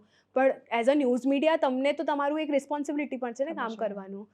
તો એ લોકો નથી સમજી શકતા. પણ જે જ્યારે આઈ થિંક ઘણા બધા પોલિટિશિયન્સે કર્યું પણ છે ક્રાઉડ ફંડિંગ, પણ બહુ જ સક્સેસફુલ નથી હોતું. For one corporate to give 2 crore રૂપિયા બહુ નાની વાત છે એમના માટે. એમના માટે ઇનસિગ્નિફિકન્ટ છે. અને તમને 2 કરોડની ક્રાઉડ ફંડિંગ ઉઠાવવા માટે તમને એટલીસ્ટ 20-25 લાખનું તો માર્કેટિંગ બજેટ આપવું પડશે.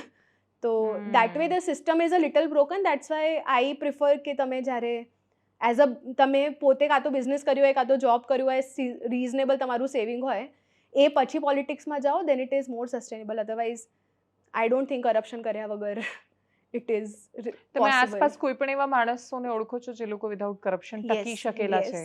લડી રહ્યા છે, લડી શકે છે. અને I have done elections for somebody જે આખું ઇલેક્શન વિધાનસભાનું was done in like 28 lakh rupees. 28 lakh રૂપિયામાં થઈ ગયું, કેમ કે માણસનું કામ એટલું સારું છે. અને કામ એટલું સારું છે, લોકોને ખબર છે કે એના ઘર છે, આગળ કોઈ છે, પાછળ કોઈ છે, તો ક્યાં લઈને જવાનો છે. તો that way also I have worked for people. તો I have never charged anybody કોઈ પણ કામ કરવા માટે. આ બધા મારા ફ્રેન્ડ્સ છે, એ લોકો પોલિટિક્સમાં હતા એ પહેલાથી મારા મિત્રો છે. અચ્છા, ઓકે. તો પ્રોફેશનલી તમે પ્રોફેશનલી ક્યારે નથી. આઈ have never charge for this. આ એવું છે કે હવે તમે મને કહી દો કે હું ઇલેક્શનમાં ઊભી થઉં છું, હેલ્પ કરવાનું છે, તો 3 મહિના બધું મૂકીને હું હેલ્પ કરવા જઈશ તમારી. તો I have worked that way and good people so far. હા, હવે જે મને નહીં ખબર હોય કદાચ એ પણ હોઈ શકે. That's a different thing. અને આવનારો સમય બહુ અનિશ્ચિતતાઓથી ભરેલો હોય છે. We don't know. But your question to answer, તમારું જે સવાલ હતું કે હા, you need a balance of both, કે બંનેનું, એકનું એક્સપિરિયન્સ હોય, એકનું એનર્જી હોય, એકનું ઇનોવેશન હોય, અને બધાનું કોમ્બિનેશન થાય એટલે કોમ્બિનેશન. અને એમાં કોમ્પિટિશન ના થવી જોઈએ કે ઘણા બધા જે વરિષ્ઠ નેતા હોય છે એ યુવા નેતાને આગળ નથી આવવા દેતા, કેમ કે એમને ઇન્સિક્યોર ફીલ થાય છે. અને એ યુવા નેતાઓને ગણતા જ નથી. એમને એવું લાગે છે નવો આવેલો, અમારી ઉપર શેનો આવી ગયો. અને જ્યારે થોડું એને મીડિયા હાઈપ મળવાનું ચાલુ કરે તો ધીરે ધીરે કેવી રીતે એના પગ પાડી દેવું છે, ને એ બધી વસ્તુ પણ પાર્ટીની અંદર પણ થતી જ હોય છે. તો એ વસ્તુ જ્યારે હોલિસ્ટિકલી એ લોકો કદાચ વિચારીને કરે તો જનતા માટે સારું. તો આઈ થિંક જનતાને એ વસ્તુ માંગવી જોઈએ. અને આપણે કોઈ આ પોલિટિશિયન આપણા ઘરે પૈસા આપતા નથી, તો આટલું શું એમના માટે. અને આટલું શું, કેટલી બધી બાથે પર ઉતરી આવું કે કોઈને પણ ગાળો આપવા માટે, વેસી જાઓ, ઝઘડવા માટે જતા રહો. मैं तो सही में बोलती हूँ कि भाई तुम्हारे चाचा है, मामा है, कौन है ये लोग कि तुम इतना लड़ रहे हो. मतलब मेरे तो दोस्त हैं, मैं उनके लिए भी शायद अगर वो कुछ गलत बोलेंगे तो मैं बोल दूंगी कि हाँ ये गलत है. पर આ લોકો તમે પણ ઇન્ડિયામાં છે આપણે જો ચમક ધમક દેખતે ના તો હમ बहुत. અને સોશિયલ મીડિયા પર ઇટ્સ વેરી ઇઝી ગાળો આપવી. તમે રિયલ લાઈફમાં એને ખબર છે માણસને જે ગાળો આપે છે, રિયલ લાઈફમાં તો કદાચ બહુ સારું આવીને બોલતા હોય છે. અને રિયલ લાઈફમાં એ એમએલએ કે એમપી ના ઓફિસ સુધી જવું પણ એ માણસ માટે બહુ મોટી વાત છે. એને ખબર છે કે હું કોઈ એ દિવસ આખા જીવનમાં નથી આવવાનો કે હું એમએલએ ની ઓફિસમાં અંદર જઈશ અને એમએલએ મને મળશે. તો એ માણસને ફ્રસ્ટ્રેશન કાઢવા માટે સોશિયલ મીડિયા બહુ ઇઝી જગ્યા છે કે ક્યાં કાઢે એનું ફ્રસ્ટ્રેશન અધરવાઇઝ. તો એ સોશિયલ મીડિયા ઉપર કાઢી દે છે ગાળો આપવાની. પણ બીજા લોકો જોડે તમે ઝઘડો કરો એક પોલિટિશિયન માટે એ લોકો નથી એ લડતા નથી. એકબીજા જોડે તમારા માટે. નથી તો લડતા એ ખાલી જ્યારે કેમેરા ઓન થાય છે ત્યારે લડે છે મોસ્ટલી. બટ હા, એટલે આપણે તો ડિબેટ્સ કરેલી છે ટીવી સ્ટુડિયોમાં, એટલે વી નો યુ નો કે આફ્ટર ડિબેટ શું માહોલ હોય છે કે સરસ, બધા અને એવો જ જોડે હોવો જોઈએ. હોવો જોઈએ. એટલે જનતાનો પણ એવું જ હોવું જોઈએ કે તમે વૈચારિક રીતે અસહમતિ વ્યક્ત કરો, હા, પણ પછી પણ બાદ સાથે મેં ચાય જમો. પીઓ સાથે હા, હા, સાથે ચા સબ પીવો. બધા જમો જોડે. હવે તો ફેમિલીઝમાં લોકો બીજા જોડે વાતો નથી કરતા. Marriages R happening with political ideology also, કે એ જોઈને પણ હા. થતા હોય છે, તૂટતા પણ હોય છે, એ બધું જોઈને. તો we are becoming very political also, but I think phase જેવું છે. આઈ થિંક એક ટાઈમ હતું જતો જ્યારે રહેશે એમાં. ઇન્ડિપેન્ડન્સના ટાઈમ પર આવું ફેઝ આવ્યું હતું. હવે આ પણ ફરી એક ફેઝ આવ્યું છે, આ પણ જશે. જ્યારે લોકોને ખબર પડશે કે આ બધી વસ્તુથી ઘર નથી ચાલતું મારું. એટલે એના આપણે બહુ માટે જ આમ આખી દુનિયાને જોઈને વિચાર કરવાનો છે કે આપણે અલ્ટિમેટલી શું કરી શકીએ છીએ આ દેશ માટે. મારું કોન્ટ્રીબ્યુશન શું ટ્વિટર પર ગાળો લખવા સિવાય. યસ, એનો જવાબ જ્યારે મળશે ત્યારે ઘણું ત્યારે બધું તમે બદલાઈ પ્રાઉડ જશે. ઇન્ડિયન થશો એ દિવસે, કે Yes. જ્યારે તમે એઝ અ હિન્દુ ઓલ્સો, કે હું હિન્દુત્વને કેટલું પાડું છું, એના પછી હું કહીશ કે હું I am a proud Hindu, or I am a proud Muslim, or I am a proud Sikh. પણ what is your contribution to it? એટલે અને હું- એ કોન્ટ્રીબ્યુશન ગાળું આપવું ના હોય. એટલે હું બહુ જ બધી વાર કહેતી હોઉં કે તમારે રક્ષા કરવાની જરૂર ત્યારે પડે છે જ્યારે તમે એનું પોષણ નથી કરતા, યસ, તમે નિભાવતા જ નથી. એટલે જેટલા લોકો, એટલે હું એવું નથી કહેતી કે બધું બહુ કંઠસ્થ હોવું જોઈએ કે આવડવું જ જોઈએ, પણ છતાંય હું કોઈના કહેવાથી નહીં નક્કી કરું, હું મારી જાતે વાંચીશ કે શું લખ્યું છે. હું Yes. જેને બહુ એટલે સ્વામી વિવેકાનંદે શિકાગોની ધર્મ પરિષદમાં જે ગ્રંથને સૌથી ઉપર મૂક્યો, મૂક્યું. હા, એ શ્રીમદ ભગવદ્ ગીતા વાંચી કેટલા લોકોએ? ઘરે મૂક્યું હોય છે મંદિરની બાજુમાં પૂજા કરવા માટે. પૂજા કરવા માટે. એ પૂજા કરવા માટે નથી, વાંચવા માટે એ છે. મેન્યુઅલ છે તમારી લાઈફનું, તમારે મરતા પહેલા વાંચવાનું ઇનફેક્ટ છે. આઈ લર્ન્ટ માય ભગવદ ગીતા જ્યારે હું બોમ્બેમાંથી વિથ અ ટીચર, કેમ કે જ્યારે હું પહેલી વાર લઈને બેસી, ઇટ વોઝ સો બોરિંગ. હા, તમે જ્યારે yes, yes. આમ ઓનેસ્ટલી હા, કહું તો તમે ફોર એને એની સમજો યંગ તો જ, પર્સન હા. એ બહુ જ બોરિંગ છે કે આ તો સ્ટોરી ખબર જ છે, પણ એ સ્ટોરીની વાત જ નથી. એમાંથી શું એક લેવાનું ઇન્સ્ટન્સમાંથી છે. શું શીખવાનું છે. એના માટે યુ નીડ અ ટીચર. અને ઇન્ડિયા અત્યારે તો એટલીસ્ટ એવો દેશ છે જ્યાં આપણને ટીચર્સ મળી રહે મળી છે. રહેશે. આજે પણ સંસ્કૃત વાંચવાવાળા, બોલવાવાળા, સમજવાવાળા લોકો બચ્યા યસ, છે. અને આપણે- ટ્રાન્સલેશન્સ નહીં, ખાલી તમે એની ઓરિજિનલ લેંગ્વેજમાં વાંચીને તમે શીખી શકો છો. હમ. મલ્ટિપલ ટીચર્સ જોડે તમે શીખી શકો છો. ઓનલાઈન તમે શીખી શકો છો. હવે તો Yes. મોબાઈલ યુઝ કરો છો, તો તમે એનાથી શીખો. એટલીસ્ટ કે જો કોઈએ આવીને કંઈ ભડકાઉ ભાષણ આપી દીધું, એમાં આ કહી દીધું કે આમાં આ લખ્યું છે, તમને ખબર જ નથી શું લખ્યું છે, પણ તમે માની લીધું કે ના, આ ભાઈએ કીધું છે એટલે બરાબર હશે. અને તમે વાંચશો ને તો યુ વિલ રિયલાઇઝ કે તમે આ બધું જે કરી રહ્યા હતા એવું કશું જ આમાં નથી, અને નથી આ લખ્યું. અદ્ભુત છે. આ એટલું જબરદસ્ત છે કે જેમાં એનો 18મો અધ્યાય છે ને, પૂરો ત્યાંથી થાય છે કે યથા ઈચ્છસી તથા કુરુ. યસ, એટલે it's like a life manual તમારું. Life કે manual હા, છે કે કે જે આ તમે- સિચ્યુએશનમાં શું કરવાનું, આ સિચ્યુએશનમાં શું કરવાનું, આ લાઈફનું મેન્યુઅલ તમને આપીને ગયા છે આપણા જે પૂર્વજો છે. તો it's a very rich heritage and history જે છે આપણું. આપણે એનું તો- પોષણ નથી કરતા, સીધા જ ખબર નહીં રક્ષણ કરવા કેમ જઈએ છીએ, ટકાવી રાખવાનું છે. वो क्योंकि पापा जितना नु छे। खोखला अंदर से इंसान होता है ना, उतना उतनी ज्यादा चिल्लाता है. हाँ, और उतना तो ज्यादा पॉलिटिक्स उनका स्ट्रांग पॉलिटिक्स होता उसका है. स्ट्रांग होता है. तो वही है कि हमको अंदर से कितना कम खोखला हो सके. और क्या ही कर लोगे लड़के भाई, मतलब अपना घर चलाओ, बिजनेस अच्छे बनाओ. देश को सही में अगर हमको 5 ट्रिलियन इकोनॉमी, 3 તો ट्रिलियन हम તમારું करते શું हैं, યોગદાન? हाँ, તમે પણ, અને બીજું પૈસા કમાવા ખરાબ વસ્તુ નથી. बहुत सारी वस्तु है. हाँ, हाँ. लक्ष्मी जी अगर आती है तो आधे से ज्यादा आपकी पीड़ा खत्म हो जाती है दुनिया में, True. जीवन में. तो लक्ष्मी जी का तो बहुत ही रिस्पेक्ट करना चाहिए. उससे पहले सरस्वती जी का बहुत जी. रिस्पेक्ट करना चाहिए.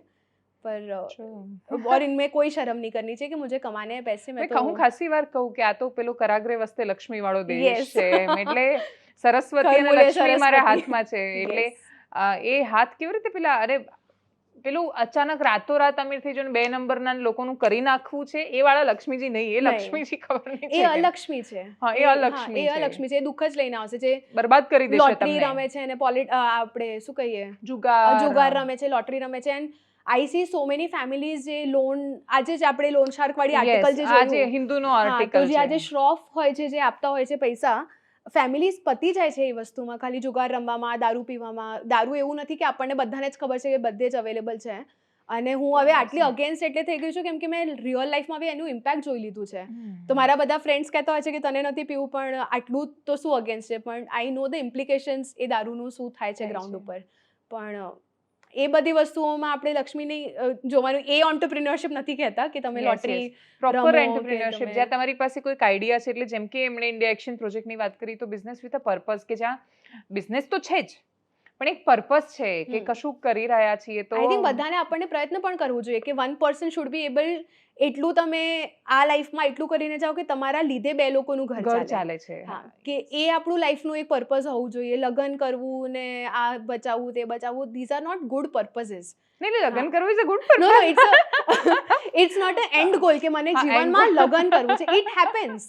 એ તમે હા. જેમ ફ્રેન્ડશિપ આપણે કોઈ Yes. ગોલ લઈને નથી કરતા કે આ ઉંમરમાં તો મારી ફ્રેન્ડશિપ થઈ જ જવી જોઈએ. એટલે એ પેલું ટાર્ગેટ સાથે જે It નીકળે is છે not ને હા કે આ નો હવે તો બહુ જ ઉંમર થઈ ગઈ ભાઈ, હવે લગ્ન કરવા પડશે હવે તો.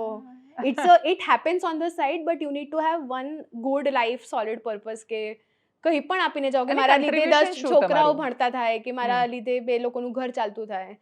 Such True. things are things that you have to start building. અને હમ. બીજાનું ઘર ચલાવવા પહેલા તમને પોતાનું ઘર ચલાવવું પડશે. એના માટે તમને કામ કરવું પડશે. Actually તમે કોઈના આધારિત નથી રહેતા. હમ.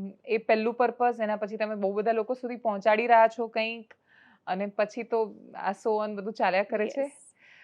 Thank you so much Thank Shruti. you. Thank you. બહુ Thank you મજા આવી so વાતો much. કરવાની. Yes. અને મુझे बहुत मजा आया. હું આને કન્ક્લુડ એ રીતે કરીશ કે ખાસું બધું છે, અલગ અલગ વિષયો ઉપર વાત કરી છે, પણ છતાંય આપણે એવું કહીએ છીએ ને કે ક્યાંક પહોંચવા માટે ક્યાંકથી નીકળવું પડે છે, અને એ ક્યાંક નીકળવાનું તમારું કોઈ ચોક્કસ ઉદ્દેશ્ય સાથે છે તો બહુ સરસ જગ્યાએ તમે પહોંચી શકો છો. અને સૌથી મોટી વાત, તમારી અસહમતિ હોવી એ બહુ જ સરસ વાત છે, પણ એ અસહમતિ તમારા પોતાના વિચારો થકી છે કે કોઈ તમને ડ્રાઈવ કરી રહ્યું છે, એ બધા વિષયો ઉપર પણ તમારે જવાબ આપવો પડશે. આપણે યુવાનોનો દેશ છીએ તો આપણે આપણી યુવાનની એ તાકાતમાં ફેરવવી પડશે, જેની આપણે વાત કરી. અને એ સિવાય ઘણું બધું એવું છે કે જે મને એવું લાગે છે કે આ સંવાદ તમને પ્રેરશે કે તમે ધારો એ કરી શકો છો જો તમે કોશિશ કરો, નાની ઉંમરથી એક ચોક્કસ લક્ષ્યમાં લાગી જાઓ, શીખવામાં શરમ ન રાખો, અને આપણું ગામડું છે, આપણું બહુ સુંદર ભવિષ્ય બની શકે છે. એને યોગ્ય દિશા ધીરે ધીરે બધા લોકો ભેગા મળીને આપતા થઈએ, એવી અપેક્ષા સાથે નમસ્કાર.